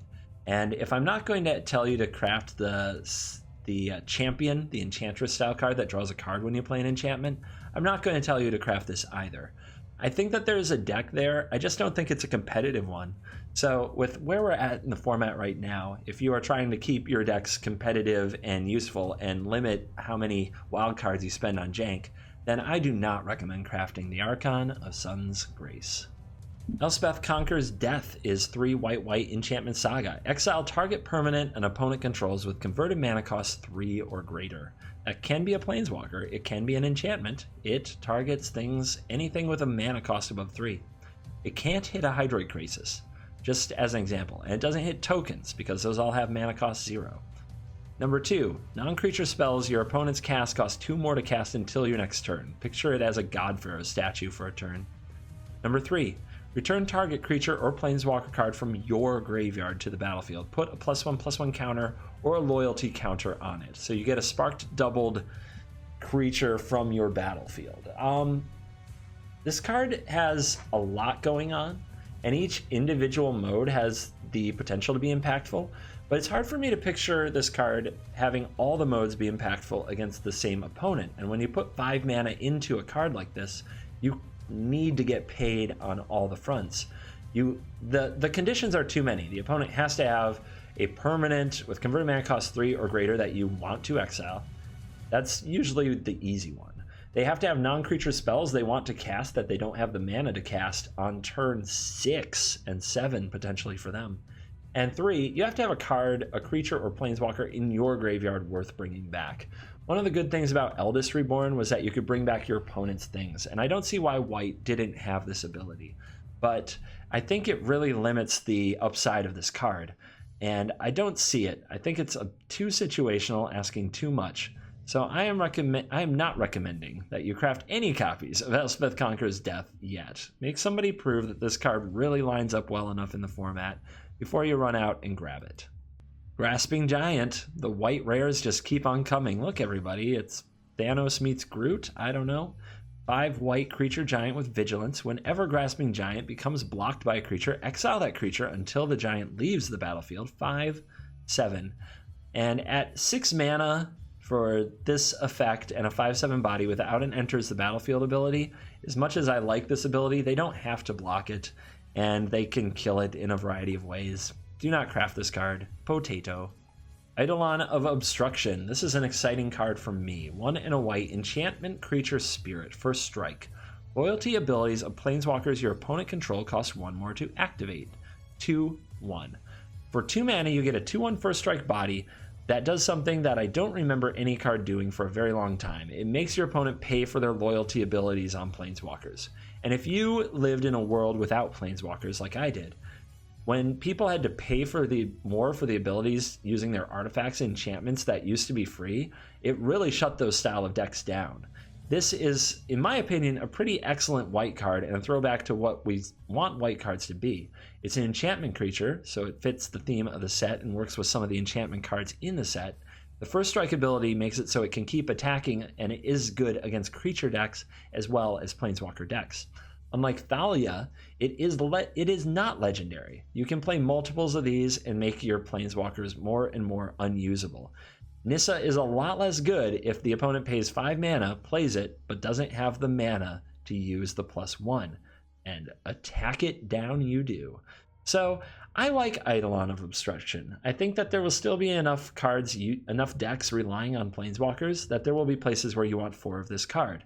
And that your white 2-drops weren't that good anyway. Adanto Vanguard is long gone. This and Tithe Taker add a nice dimension to your white deck where, depending which ones you draw and how many, you can really tax Draw-Go strategies and Planeswalker strategies, which are 2 things that white has trouble fighting, while in the meantime the bodies go toe-to-toe with other creatures on the ground. I am going to craft 4 of this. It's great in multiples, and I think it's what white needs to do. It might be a sideboard card in the end, but I still think that you want access to this in your collection when Nissa is shaking the world. And this is a controversial one. A lot of people have just not been impressed by the 2/1 body type, saying that even with the ability, the opponent will eventually outscale it, and I do agree with all that. But I think that this is a better card than people give it credit for. I believe in 4 of these. If you read this card and it is not your type of card, then you don't have to craft it. And that, of course, goes for everything I'm talking about. But this one in particular seemed to spark some controversy on Twitch. So I'm just mentioning again, if you don't want to play this card, don't make me make you. But don't be surprised when you see a lot of people playing it and possibly having great success because of it. Elspeth's Son's Nemesis is another controversial card that people have very strong opinions about. Elspeth is 2 white legendary planeswalker. -1, up to 2 target creatures you control get +2/+1 until end of turn. -2, create 2 1/1 white human soldier tokens, creature tokens. -3, gain 5 life. Escape, 6 mana, exile 4 cards from your graveyard, loyalty 5. So having only minus abilities, Elspeth is doomed to die. But this is the only planeswalker you're going to find with escape, being able to be played over and over to try to offset that. So here's the thing with Elspeth. It's an okay aggressive card. It's an okay defensive card. On defense, it can make some blockers or just gain life to put you out of burn range or a questing beast coming off the top of the deck to wreck you. On offense, you put a lot of pressure on your opponent very quickly, making bodies and giving them power. It does both jobs okay, but not great. The fact that it has escape so that you can reuse it over and over as the game gets longer, however, does make the card better. I think that the escape is the key part of this card that determines whether or not it is good or bad, and I think that it is good. I wish it were 1 cheaper. I wish it were 5 to escape. quite honestly. I will accept it at 6. I think that you want 2 of this because if escape is the key thing going on, escape cannibalizes other Elspeths. You can only really have 1 going at a time. So I'm recommending a 2 craft on Elspeth Sun's Nemesis. I'll try it in blue-white control. I'll try it in Esper. I'll try it in white aggressive decks of all kinds. And I do think it is a very playable card, even if it is not a great card. Elspeth Undaunted Hero is the Elspeth from the Planeswalker decks. You can craft it if you want. The +2 puts a +1/+1 counter on each of 2 creatures. The -2 searches your library and or graveyard for a card named Sunlit Hoplite, some little dork. Put it onto a battlefield, yay. -8 until end of turn, creatures you control get flying and +X, where X is a devotion to white. It is 3 devotion to white on its own, but this card wasn't meant to be standard playable, and somebody would have to prove me wrong before I'd craft it. So, yes, 0 copies. Heliod's Intervention is 2 and a white instant. Choose 1. Destroy X target artifacts or enchantments. Target player gains twice X life. I've actually been missing Sanguine Sacrament, which was a card that helped, an instant that helped you gain life. Having that in my sideboard and being able to Mastermind's Acquisition for it was an angle to my Esper deck that helped me outpace burn decks down the line. And with all the haste in a bunch of decks nowadays, gaining life is a big deal. So I love this as a wishboard target for my Fae of Wishes, and the fact that it also hoses enchantments or artifacts is a big deal, letting me free up the spot that was devoted to disenchant. That said, I would never want more than 1, I don't think, even in an enchantment and artifact laden set. I think that the cards from Throne of Eldraine are going to be a shadow over standard for a long time that I don't think Theros Beyond Death is going to eclipse. So I'm not scared of artifacts and enchantments right now. I'm scared of all the other nonsense that you've heard me say again and again on this show already. But this can tag an Embercleave, which is one of those cards. Anyway, I think that this is exactly a 1-of for a Fae of Wishes target or a sideboard piece, and I wouldn't go to more than that. Heliod the Suncrowned is 2 and a white for a legendary enchantment creature god, indestructible. As long as your devotion to white is less than 5, Heliod isn't a creature. Whenever you gain life, put a +1/+1 counter on target creature or enchantment you control. 1 and a white, another target creature gains lifelink until end of turn. Here's one people have been happy to disagree with me about. They think this is a slam dunk 4-of, and what I have to say is this. The Ajani's Pridemate strategy. The life gain machine. You people with your Imperious Orators and your love for Soul Wardens and Historic and your Healer's Hawks and all this other stuff. People love this strategy. For some reason, the idea of healing to get stronger just kind of makes the Naruto in all of us come out and smile. And for as long as I've played Magic and known Magic, this strategy just never turns out to be good. Wizards keeps pushing it. They know that players like it. And they keep printing cards like this in every set that trigger off life gain. Is this the time? Is this the time where the crucial mass has been reached and the Ajani's Pridemate deck is that good? If you believe it, this is a 4-of for that deck. I think that is almost for sure. Maybe 3, probably a 4. You'd probably just have a Gideon as one of these and it would be fine, but I think you'd want 4. I think the effect is very close to irreplaceable.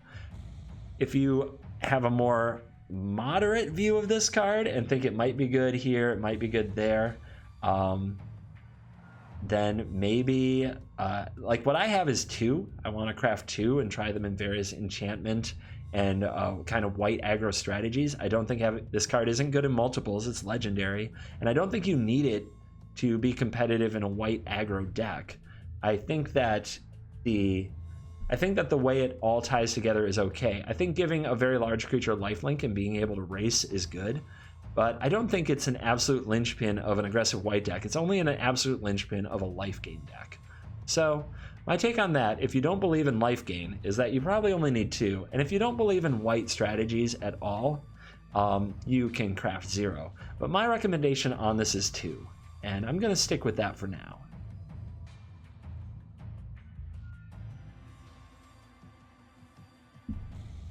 Idyllic Tutor is 2 and a white for a sorcery. Search your library for an enchantment card, reveal it, and put that into your hand. Then shuffle your library. You are loved, child. Isn't that what we all just need to hear sometimes? I guess so.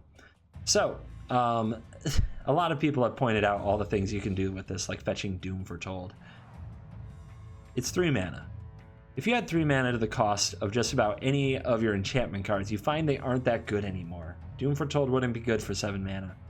And that deck is already very tempo negative. If you on turn 2 Thought Erase or play an Egg, turn 3 Idyllic Tutor, turn 4 play a Doom Foretold, you aren't getting ahead, you're getting run over, and you'll untap for turn 5 to be stunned that you are already dead. This card for Fires of Invention. Fires of Invention is so crucial to that deck, and when they play Fires of Invention, they get to double spell that turn and then do an amazing turn 5. I think this card is good enough for Fires of Invention, but people have been saying it's a 4 of because of Fires of Invention, and I think that is very wrong. Because once you have the Fires of Invention, I don't think that you want Idyllic Tutors in your hand, because you don't need any more Fires of Invention. You would have to be able to search up enchantments that would do amazing work. This is where perhaps that Red God comes back into play, but I already said my bit about him, and having to spend one of your spells with your fires on an Idyllic Tutor to then play the Red God doesn't sound particularly great to me. It's an option, but I don't think it's better than what the Fires deck is already doing. I think the right number for Idyllic Tutor is 1. I think that you want your 5th Fires of Invention to be Idyllic Tutor. I think you might want that versatility in a Doom Foretold type list. But this is the kind of card people have a tendency to go overboard with, and I'm here to try to give you the advice now that you can save yourself some wild cards and some pain. I think 1 Idyllic Tutor is right, and I think 0 is completely defensible. Shatter the Sky is 2 white sorcery. Each player who controls a creature with power 4 or greater draws a card, then destroy all creatures.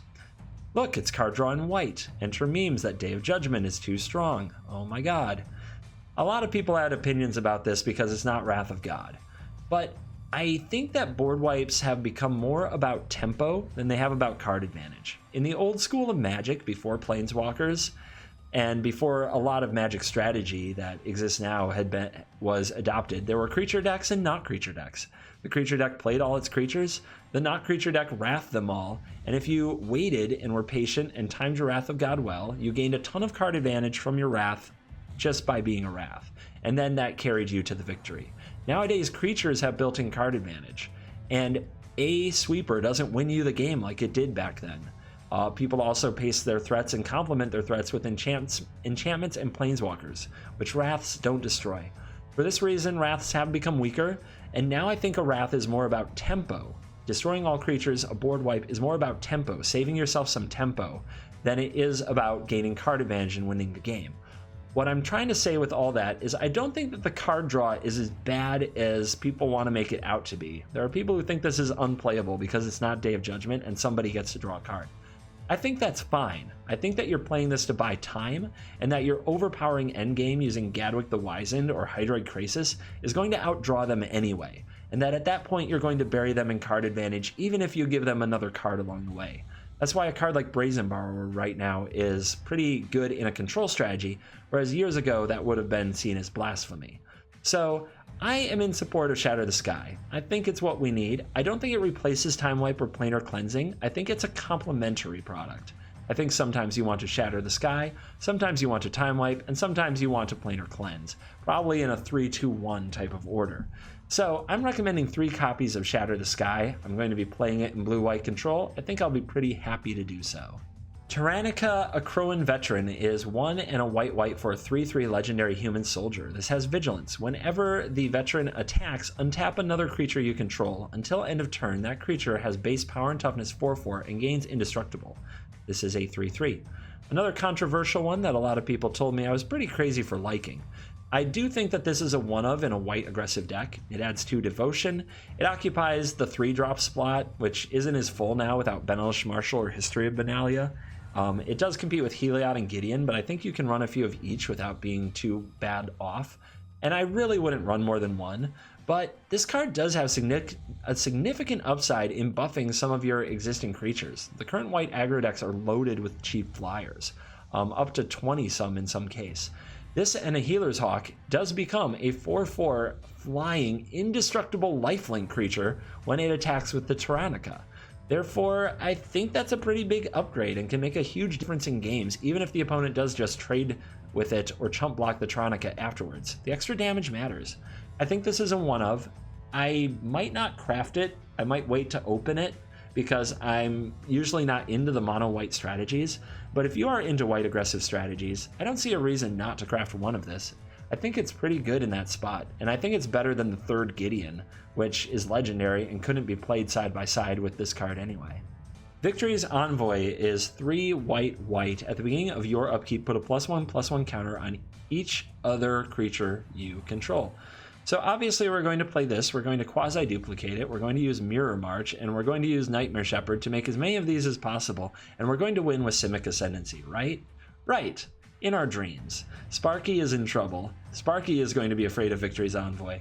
But I think in the wild, on the ladder, I think your 3/3 is going to die, and since it has to survive a whole turn cycle to get the counters, I think it's going to be rare that you get the counters, or if you do, your opponent's just going to do something way more powerful than that anyway. So I'm recommending 0 crafts on Victory's Envoy. That sums up white. This is a slightly more I would have liked a set that was very, very strong for white. And I like to see here that we're crafting more white cards than green cards and red cards, as those cards have been supported those colors have been supported quite a bit for some time. So we're going with 10 white cards and 10 rares and 4 mythics in white. And I do think white got a decent boost and that there's a lot of strength here. So look forward to seeing more white in the meta, I hope. Okay, we made it to gold. Gold Gamers Unite. Yeah, shout out to my gold crew. What's up, everybody? So, let's get it.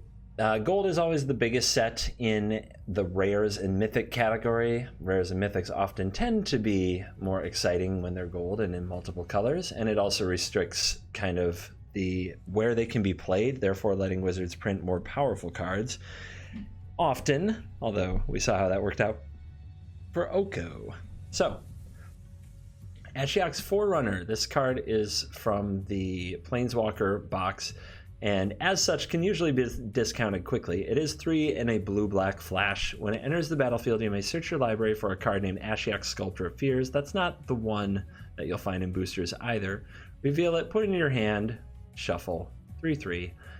So, fun if you want to play that theme deck, but not competitive. A bit overpriced, and not the Ashiok you want to search for. Ashiok Nightmare Muse, on the other hand, is a card that's received a good amount of buzz, and I was amazed how many people immediately upon seeing this thought it would be a 4 craft, and how many people expected to craft 4 of this card. We'll get into that in a moment. This is a legendary Planeswalker. +1, create a 2/3 blue and black Nightmare creature token. Whenever this creature attacks or blocks, each opponent exiles the top 2 cards of their library. -3, return target non-land permanent to its owner's hand. Then that player exiles a card from their hand. -7, you may cast up to 3 face-up cards your opponents own from exile without paying their mana cost. Loyalty of 5. I want this card to be good. I want to care about this card. I will probably craft 4 at some point and spam them and build an Ashiok-like theme deck and a Dimir blue-black deck. But I can't get into this card. It's simply not that powerful. This card, it makes sense when looking at a card like this to face it heads up against the most powerful card in its class, in its type, at its casting cost. And when this card goes one-on-one with Nissa, this card loses badly. When you +1 to make a 2/3, that doesn't line up against the 3/3 that's going to attack you. When you -3 to bounce the Nissa, if they have any other card in their hand, they exile the other card, and they still have a 3/3 haste land that's going to attack and kill your Ashiok, even if they don't recast the Nissa, which they probably will. This card is missing a very, very key piece of text, the best text that you can see on a Magic card, which is draw a card. It's nowhere on this card. So the card barely produces card advantage. The 2/3 bodies aren't good enough to face off the Nissa lands. If the Nissa lands were also 2/3, maybe that would be a different story, but those 3/3 Vigilant Haste lands are just going to slap Ashiok around, which is a huge problem. Aside from the rest of that, there is 5 mana -3 to make the opponent bounce something and exile a card from their hand. While that might be an interesting removal spell, it's not like we were absolutely running around trying to play the dispersal side of Discovery all the time. Discovery was always the more cast mode. Dispersal had its moments, but it was also instant speed, which had a lot to do with it. It's really hard to set Ashiok up to be a game breaker. On its own, Ashiok is an okay planeswalker, and that's about as good as it gets for blue-black planeswalkers right now. There's nothing else really competing with Ashiok for this spot, but there also isn't a good blue-black deck featuring planeswalkers. So while I'll play with this card, I'm not optimistic. And I think that having one of these for Grixis Fire's Planeswalkers control site type strategies could be fun, or a Sultai deck, a one of, but there's no way I can recommend crafting more than that. And if you do the pre-order, you get one of these with the pre-order, so you don't even have to craft it. Ashiok is a 1 to me, and honestly, I think that's even being generous. This is that other Ashiok, the Sculptor of Fears, and while it does have a +2 draw card, the rest of the abilities are pretty rough, and the casting cost of 6 is pretty bad. So unless you're building an Ashiok tribal deck, I can't recommend crafting Ashiok, the Sculptor of Fears. Theros, the Shroud Veiled, is a buy-a-box promotion, much like Kenrith Returned King, so you won't find it in packs. This card is interesting. It is indestructible. If you have devotion to white or black that is over 7, it becomes a creature. At the beginning of your end step, put a coin counter on a creature, and whenever a creature with a coin counter dies or is put into exile, return it to the battlefield. So it's a lot of interesting text, but on its own, it doesn't do anything the turn that you play it. The most you can hope for is to get to your end step and put a coin token on something so that if it dies during the opponent's turn, you get it back. I don't think this card will have a strong impact on the format. It's far too aggressive, far too fast. This card is far too low impact on its own. So unlike Kenrith, who ate up a few of my mythic wildcards, this card is definitely not something you need to craft. Bronzehide Lion might be something you need to craft. This card is a green and a white cat. It gains indestructible till end of turn for a white and a green. If it does die, return it to the battlefield. It is an aura. You attach it to a creature you control.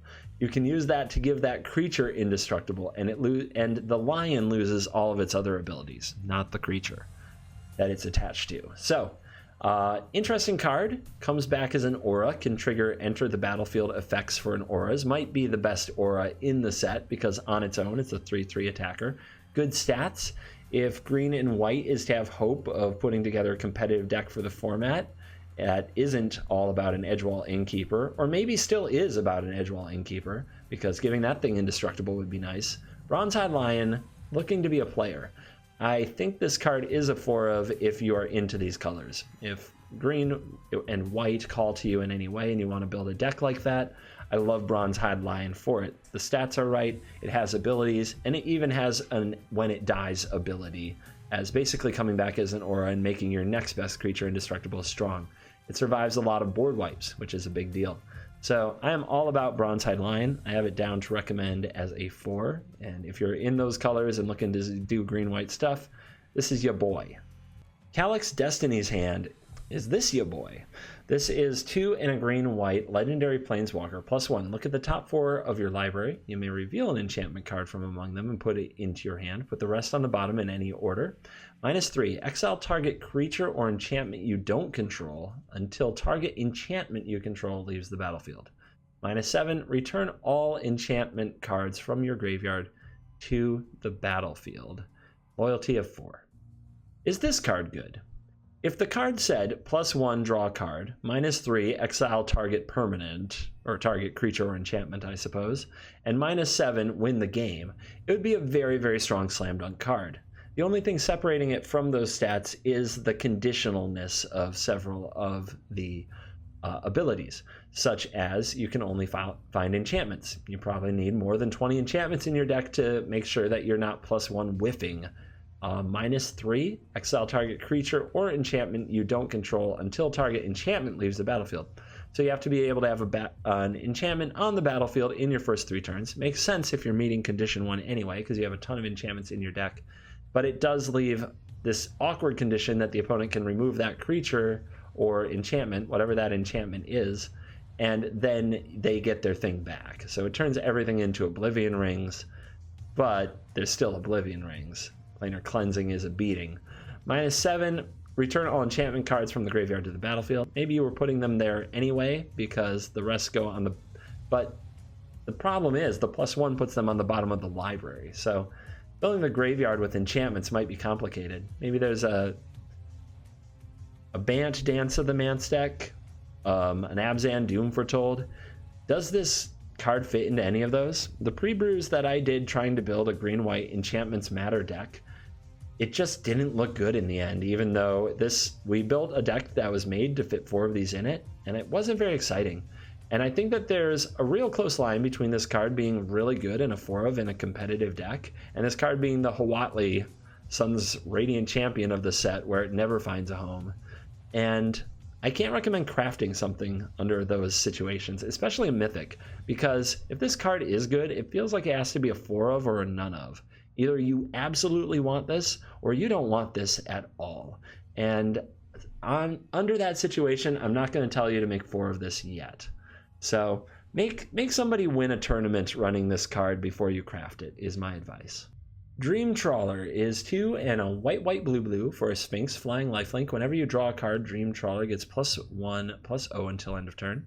Whenever it attacks, draw a card, discard a card, and Dream Trawler gains hexproof till end of turn. Tap it. It is a 3/5.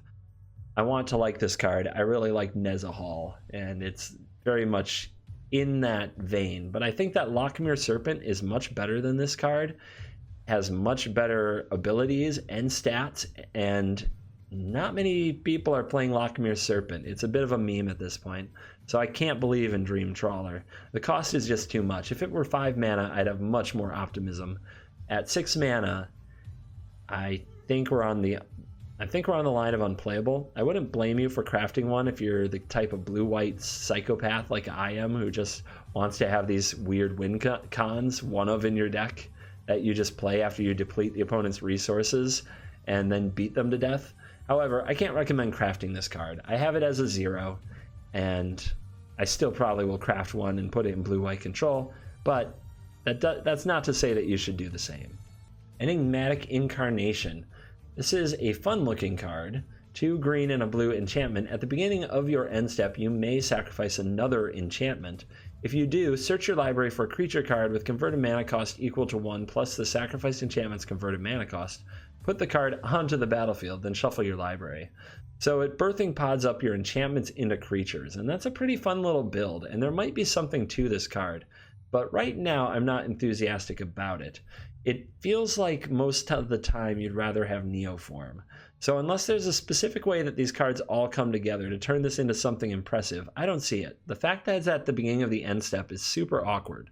The opponent can use the window to either mortify this or the other enchantment you would sacrifice. There's also a lot of other kind of stuff going on. Obviously, if you search something up with haste, or you search something up with an enters the battlefield ability that would give you the ability to enter combat at an advantage, this doesn't help you with that. You have to wait till the end step to get the card. I think the card is a very bad version of Seance and Birthing Pod, and I don't recommend crafting it until somebody proves it can be competitive, and I don't think that's going to happen anytime soon. Next we have Klothos, the God of Destiny, which is 1 red-green legendary enchantment creature god. Indestructible.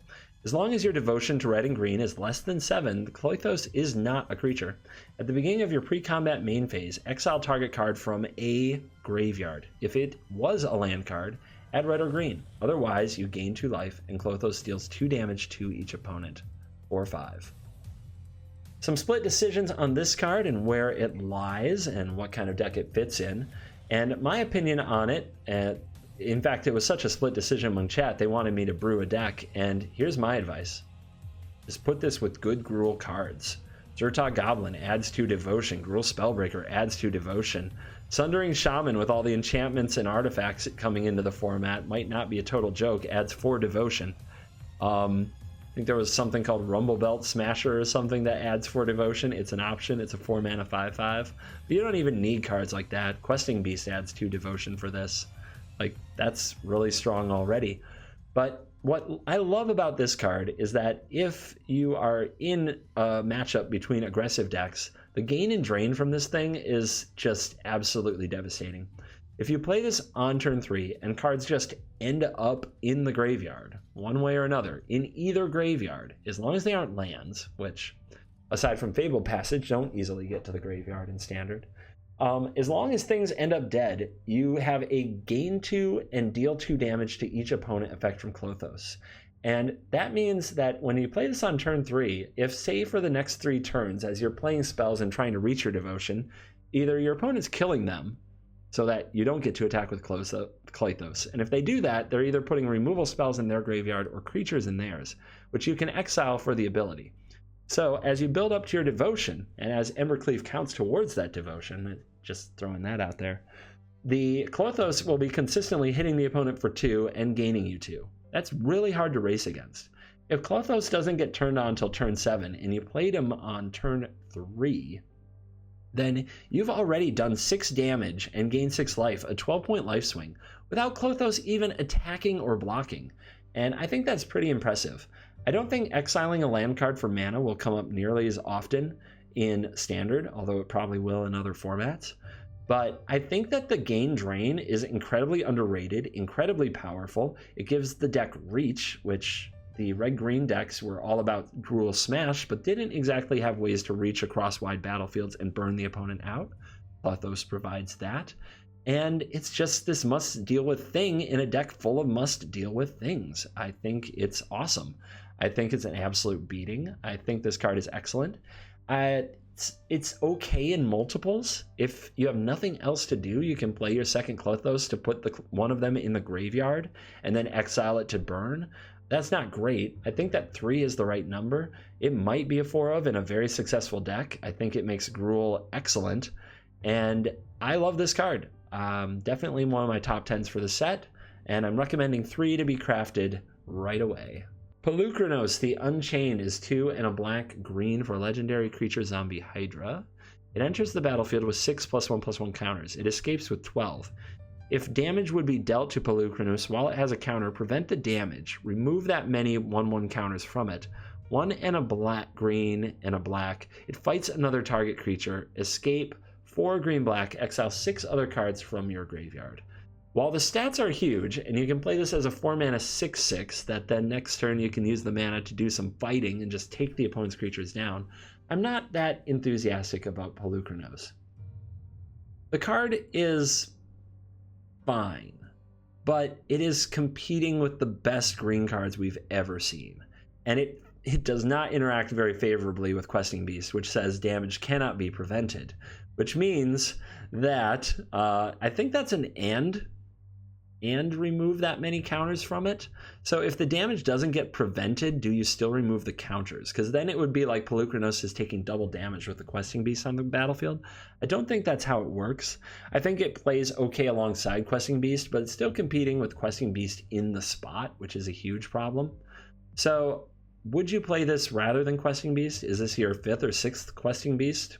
I mean, instead of Vivian Arcbow Ranger, instead of Wicked Wolf, instead of Rankle if you're in green-black, instead of Nightmare Shepherd, which is a really incredible looking black card, all the things that you could be playing over a Polukranos, and the fact that this card just kind of gets chipped away by things like Mayhem Devil and Cat Oven is enough to say that I don't want to craft it.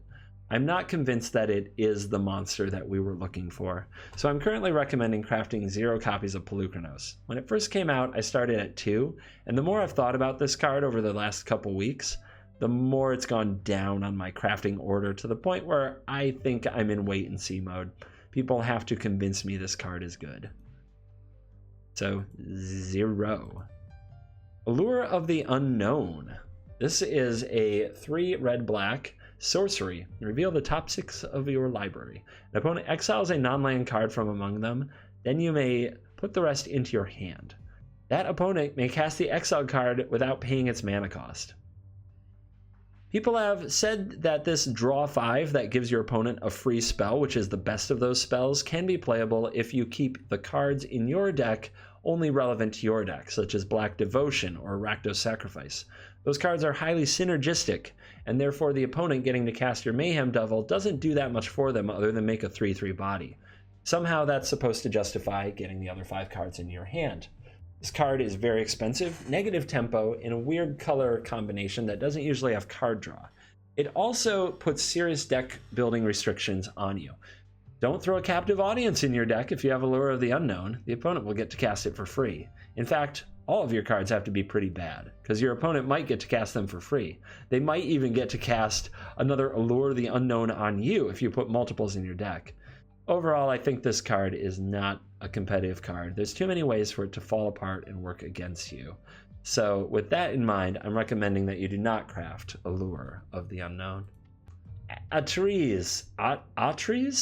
Oracle of Half-True. This 2 and a black legendary creature human advisor. Menace. When the Oracle enters the battlefield, target opponent looks at the top 3 cards of your library and separates them into a face-down pile and a face-up pile. Put one pile in your hand and the other into your graveyard, 3/2. So, at the very least, when this enters the battlefield, you get to draw 2. And you get a body that stays on the battlefield that has an ability, Menace, that can block, it can attack planeswalkers, it can attack players, it can apply pressure. I really like this card.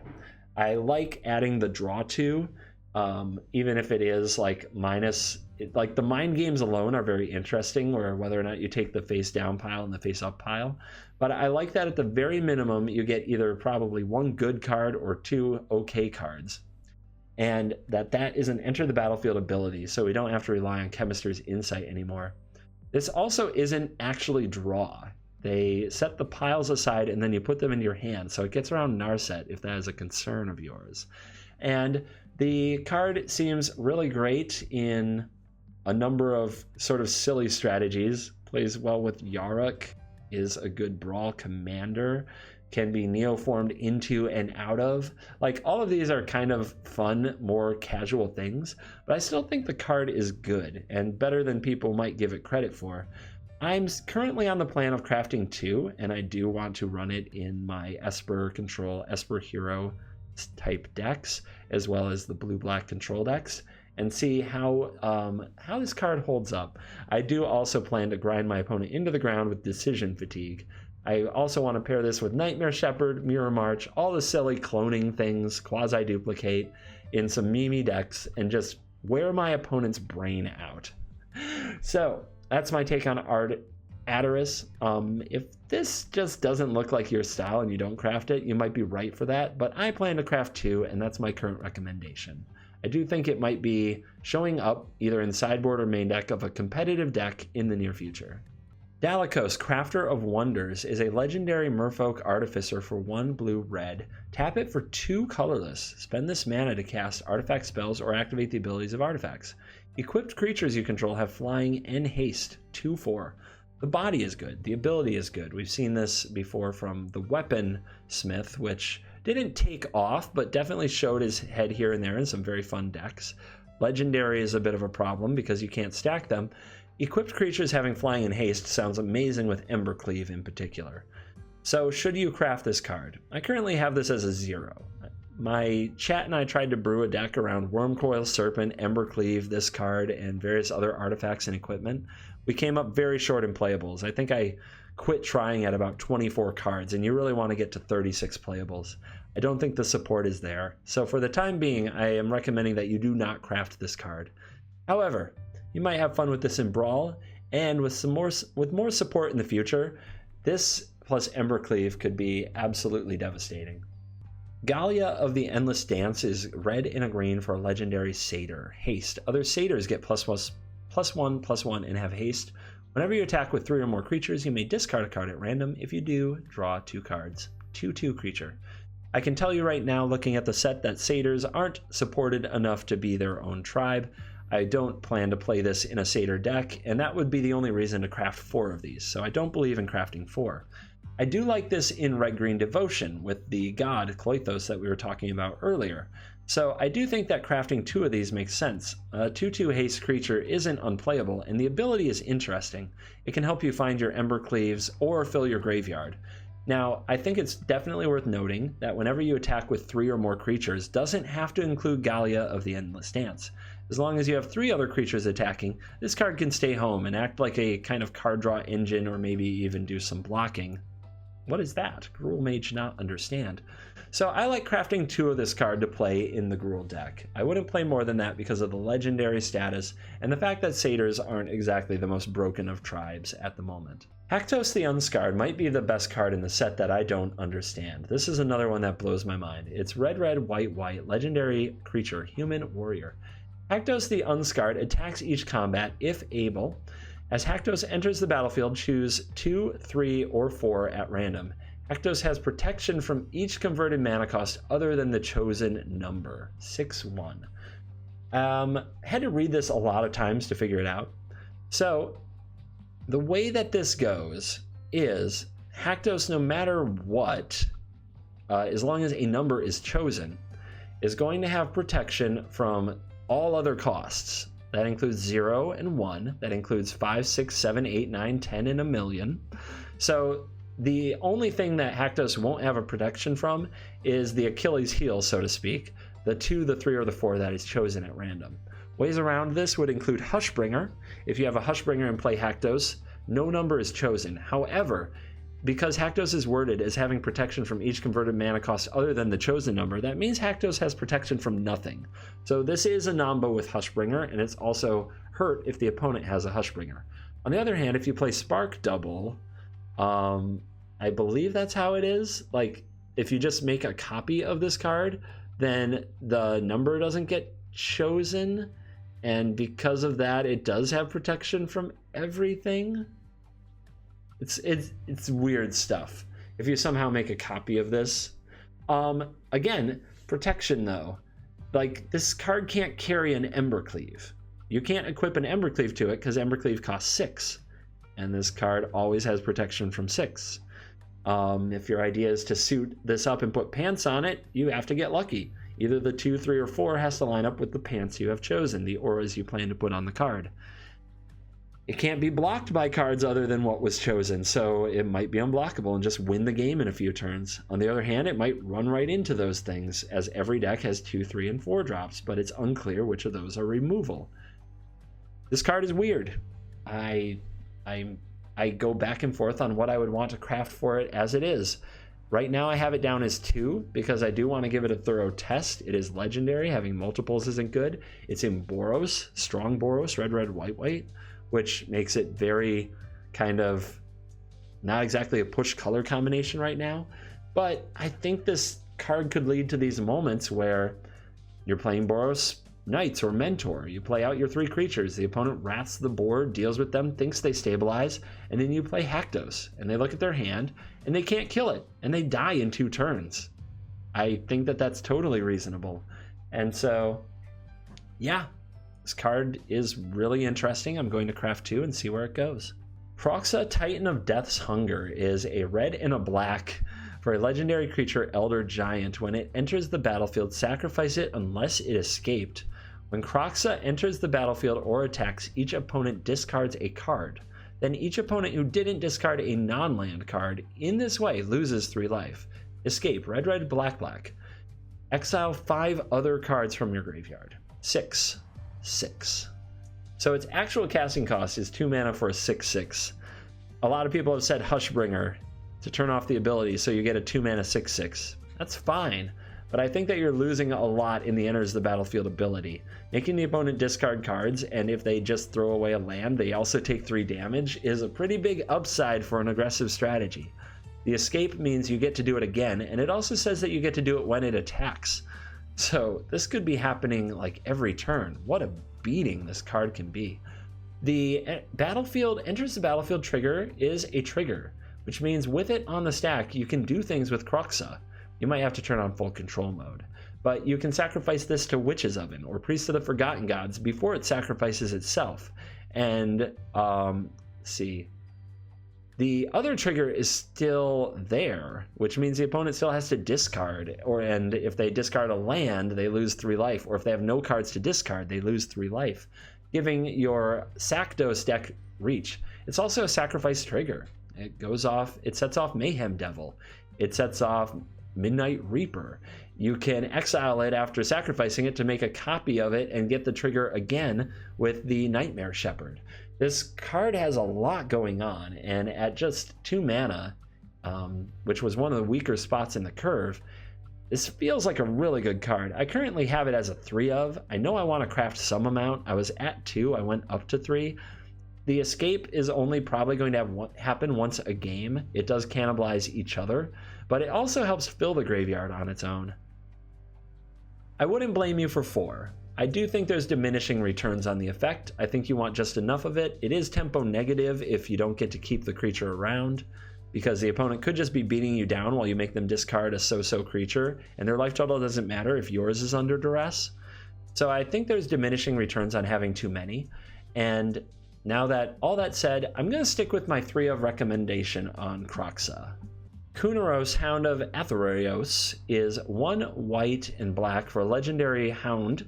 It has Vigilance, Menace, and Lifelink, so what a ball of stats. 3/3 body. Creature cards in graveyards can't enter the battlefield. Players can't cast spells from graveyards. This shuts down escape. It shuts down the cat. The cat can't come back while the Kunaros is on the battlefield. It's a Grafdigger's Cage on a stick. Oh, people rejoice. But how many of this should you craft? The downside of the card is that it's legendary and not good in multiples. The body isn't particularly impressive, and having one sitting in your hand isn't great. The card is good until there are multiple 4/4s or higher, or cards of interesting stats the opponent doesn't care about losing on the battlefield to block it and eat it up, at which point it becomes a lot worse. The card is also only relevant against certain kinds of decks, and it's in an underplayed combination of colors. Black and white aren't exactly the most popular decks in the meta. Esper Hero could run, say, 2 of this, but it also needs spots for Oath of Kaya and Teferi, which I don't see this replacing. I think the right number for this is 2. I think 2 either out of the sideboard or in your main deck do put an interesting amount of disruption while also being a good body and some life gain to stave off certain doom all on its own. So I like the card, and I think crafting 2 is the right number. The final card here in the gold cards is Uro, the Titan of Nature's Wrath, and perhaps we save the best for last. This is 1 and a green and a blue with all that Titan text we talked about on Kroxos. Enters the battlefield, sacrifice it unless it escaped. When Uro enters the battlefield or attacks, you gain 3 life and you draw a card, and you may put a land from your hand onto the battlefield. Escape is the same as the Kroxos with a green, blue. Exile 5 other cards from your graveyard. Woo! Well, this card is probably, I think it's easily the best green card in the set. I think tacking 3 life onto your Growth Spiral and the eventuality of getting back a 6/6 body is excellent. I think that the 3 life helps bridge you to your late game, which is exactly what the ramp decks want to do. I think this competes with Risen Reef for spots, and I think it wins. I think the upside is stronger, and you don't have to play too many elementals in your deck, although you may want to play both, because Cavalier of Thorns is an elemental, and it fills the graveyard so that you can bring Uro back even sooner. The idea of a turn 3 Uro, gain 3 life and draw a card, and put out another land. Turn 4 Cavalier of Thorns, fill your graveyard, get another land. Turn 5, if like anything else died along the way, you only need 1 other card. Or you can just choose not to find a land with your Cavalier, I think. Maybe that's not true. But if you just had a Fabled Passage go to the graveyard, the next turn you can escape, gain another 3 life, draw another card, put another land on the battlefield, and you have your 5/6 Cavalier of Thorns if it lived, and a 6/6 Uro, Titan of Nature's Wrath. And that's a board. And that's not to take into account what you can do after that with Nissa and Hydroid Krasis. Simic keeps getting stronger, and this might be among the best, if not the best cards in the set. I currently have this recommended at 3, but we're going up to 4 today after sleeping on it and looking at the decks that we've pre-brewed around it, which are here on the deck tab. There's a rule deck we didn't quite talk about. There's the Simic Titan deck. It looks very threatening and dangerous. I have Unsummon in this deck. Keep in mind, with the trigger to sacrifice your Uro on the stack, you can bounce it and do it again. You can also Finale for it with 5 mana. It will go to the graveyard if you just want the ramp, the life, and the card. It's a good little Finale target along the way. And good old Pain Bacon. I mean, I think this card is really great. So after sleeping on it, if there's a 4 of Mythic for the set, I think it has to be this one. Which, by the way, I put it in the wrong category. I have it in Rare. We need you in Mythic. There you go.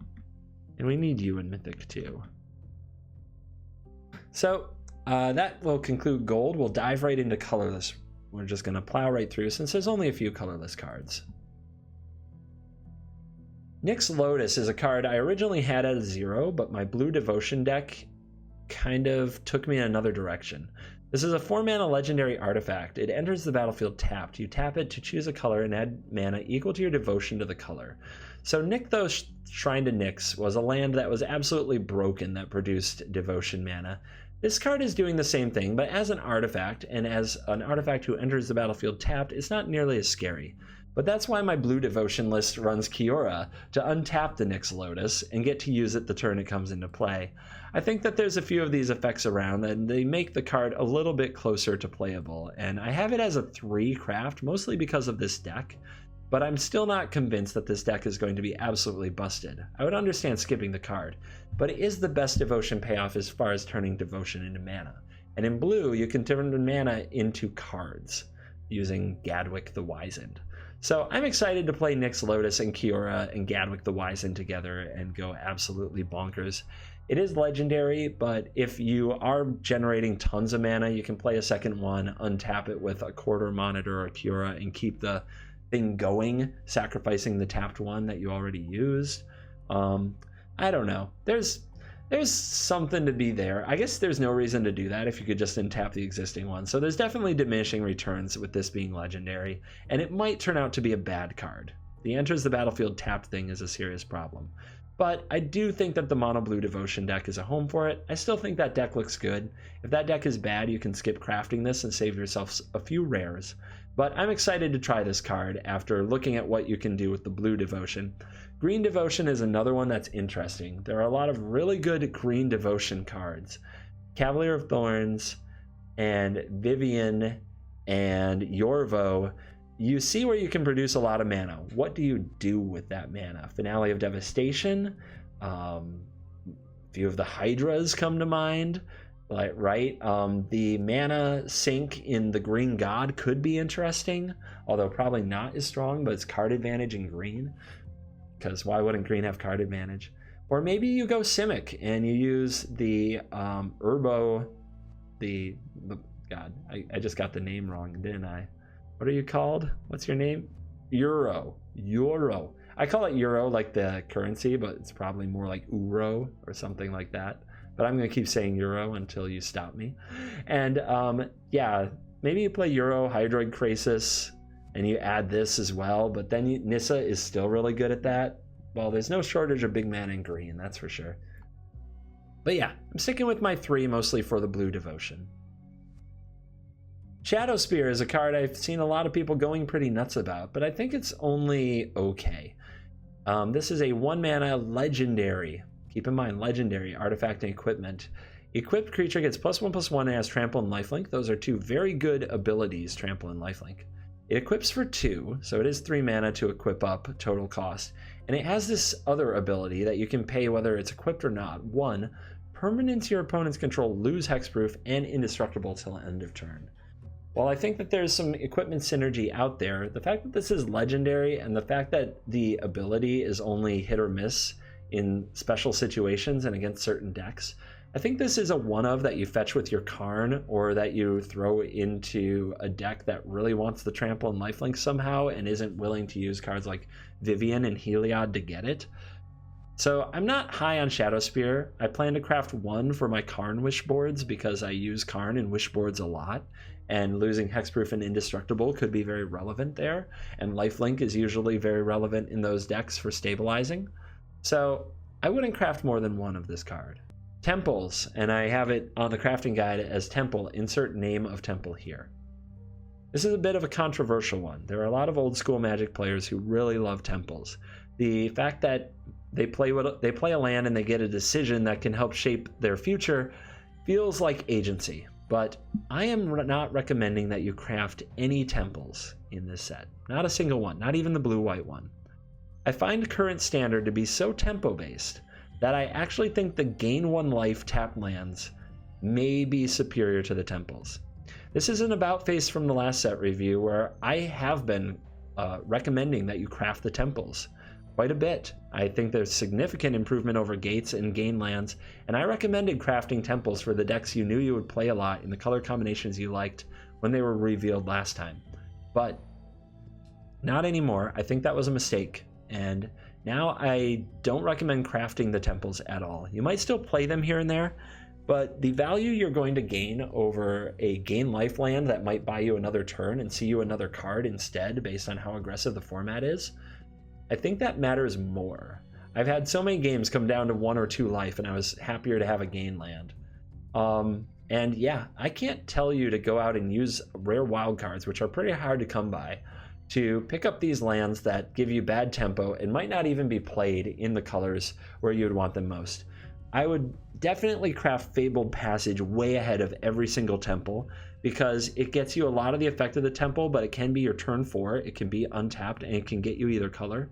I think Fabled Passage is a lot better than the temples, and I think the gain lands are competitive with the temples, and that temple won't be better than gain land a good amount of the time. Therefore, I'm not recommending that you craft temples. I have 0 for all temples on my crafting guide. Labyrinth of Scophos is a throwback to Maze of Ith. It's a land that taps for a colorless, and for 4 and a tap, you can remove an attacking or blocking creature from combat.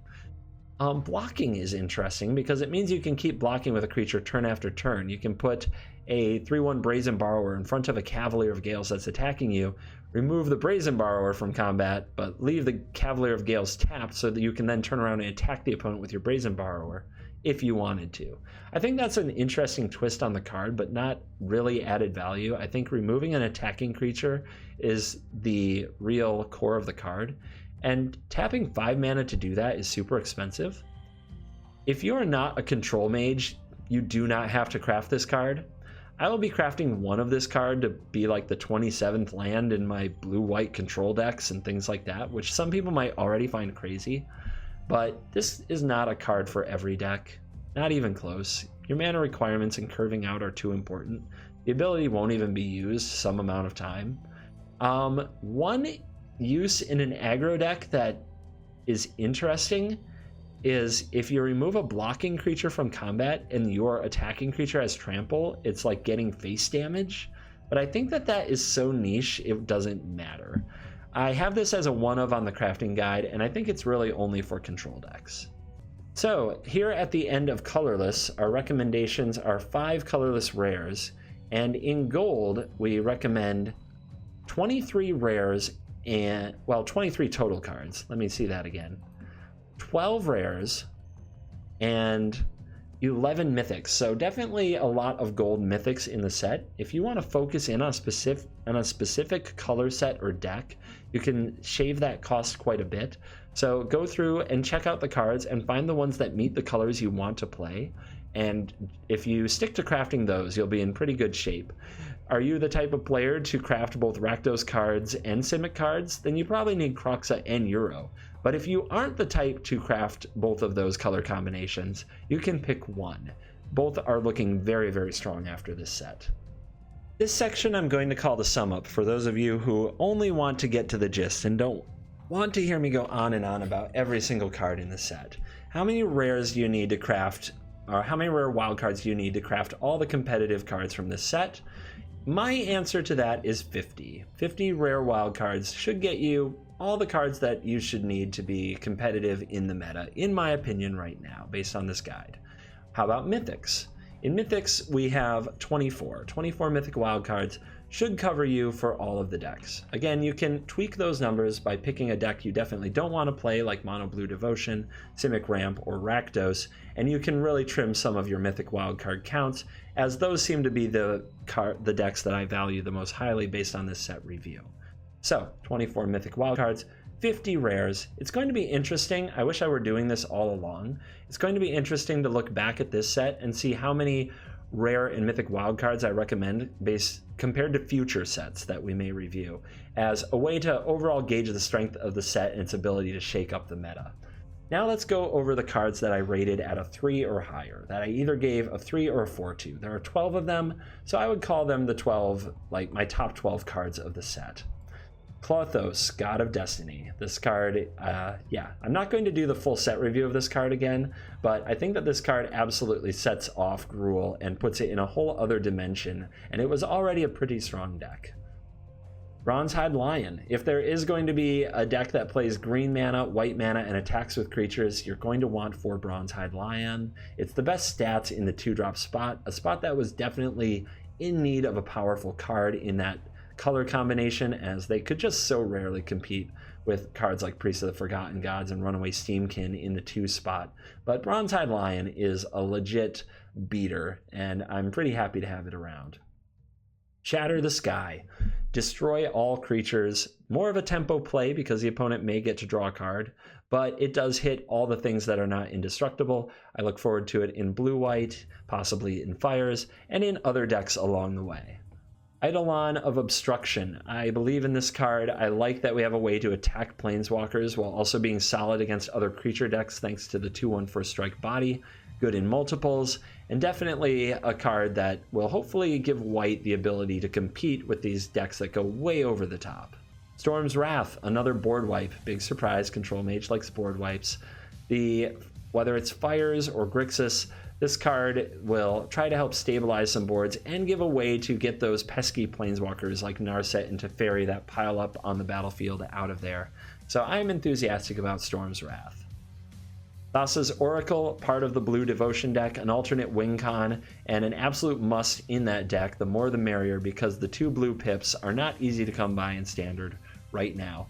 Maybe you'll win the game. More often you're just smoothing out your draw and being a good role player for Thassa, which apparently I opened the wrong screen. Professional at work here, my friends. We'll get to that in a second. Woe Strider, 2 and a black, creature horror, just good value. The 2 bodies, a sacrifice outlet that is unfettered, so you can just blow up your own board and drain them out if you have a Cruel Celebrant or whatever other nonsense you want to do. Mayhem Devil. Escape comes back with even more strength and more value. Just a solid playable card that can be splashed into a variety of decks. Good stats, good rate. Nightmare Shepherd, one of the more inspiring cards in the set. A Mirror March on a stick that is a little more reliable if you want those enter the battlefield abilities. The opponent either has to kill the Shepherd or kill your creatures. If you have a way to sacrifice them with, say, a Witch's Oven or a Woe Strider, you can have your abilities right away. One of the more exciting cards to brew around in the set is an enchantment, works with the enchantment stuff. And just stoked for this particular demon. I also have the meme dream of playing Kalia, finding the Shepherd, playing the Shepherd, and then having Kalia die so that I can get back a Kalia to find another Shepherd. Thassa Deep Dwelling, that card I alluded to a minute ago. Indestructible if you can make the blink work, and I sure as hell plan to blink Cavalier of Gales a lot, then I see this card being a contender and a serious problem for the opponent. So I look forward to playing lots of Thassa the Deep Dwelling. Uro, the Titan of Nature's Wrath, probably the best card in the set, making Simic an even more broken place to be. Card advantage, ramp, life gain to keep you alive, all on a stick that eventually brings back a 6/6 monster. What a beating. What a card. And Kroxa, the Titan of Death's Hunger, which I also think is very solid, great at closing the game, knocking cards out of the opponent's hand, getting you card advantage, giving a resilient threat to come back after you get wrathed or your board gets cleaned up, and a way to burn the opponent out. And as well as creating sacrifice triggers and taking advantage of just having a body. So yeah, Kroxa, Titan of Death's Hunger definitely makes the list. Those are the cards I'm most excited for Theros Beyond Death. And those are the cards I recommend crafting. I hope you enjoyed checking out the crafting guide today. Please leave me a comment. Please like and subscribe to the channel. This is the most work I've ever put into set preview content, so if it was good for you, it can be good for me, but let me know. Share it with your friends, talk about it on social media, and leave me comments on this YouTube page. It does help for the algorithm. Consider joining and becoming a member of my YouTube squad and getting extra videos. And thank you very much for watching this video. As always, I will see you in the next video. Goodbye.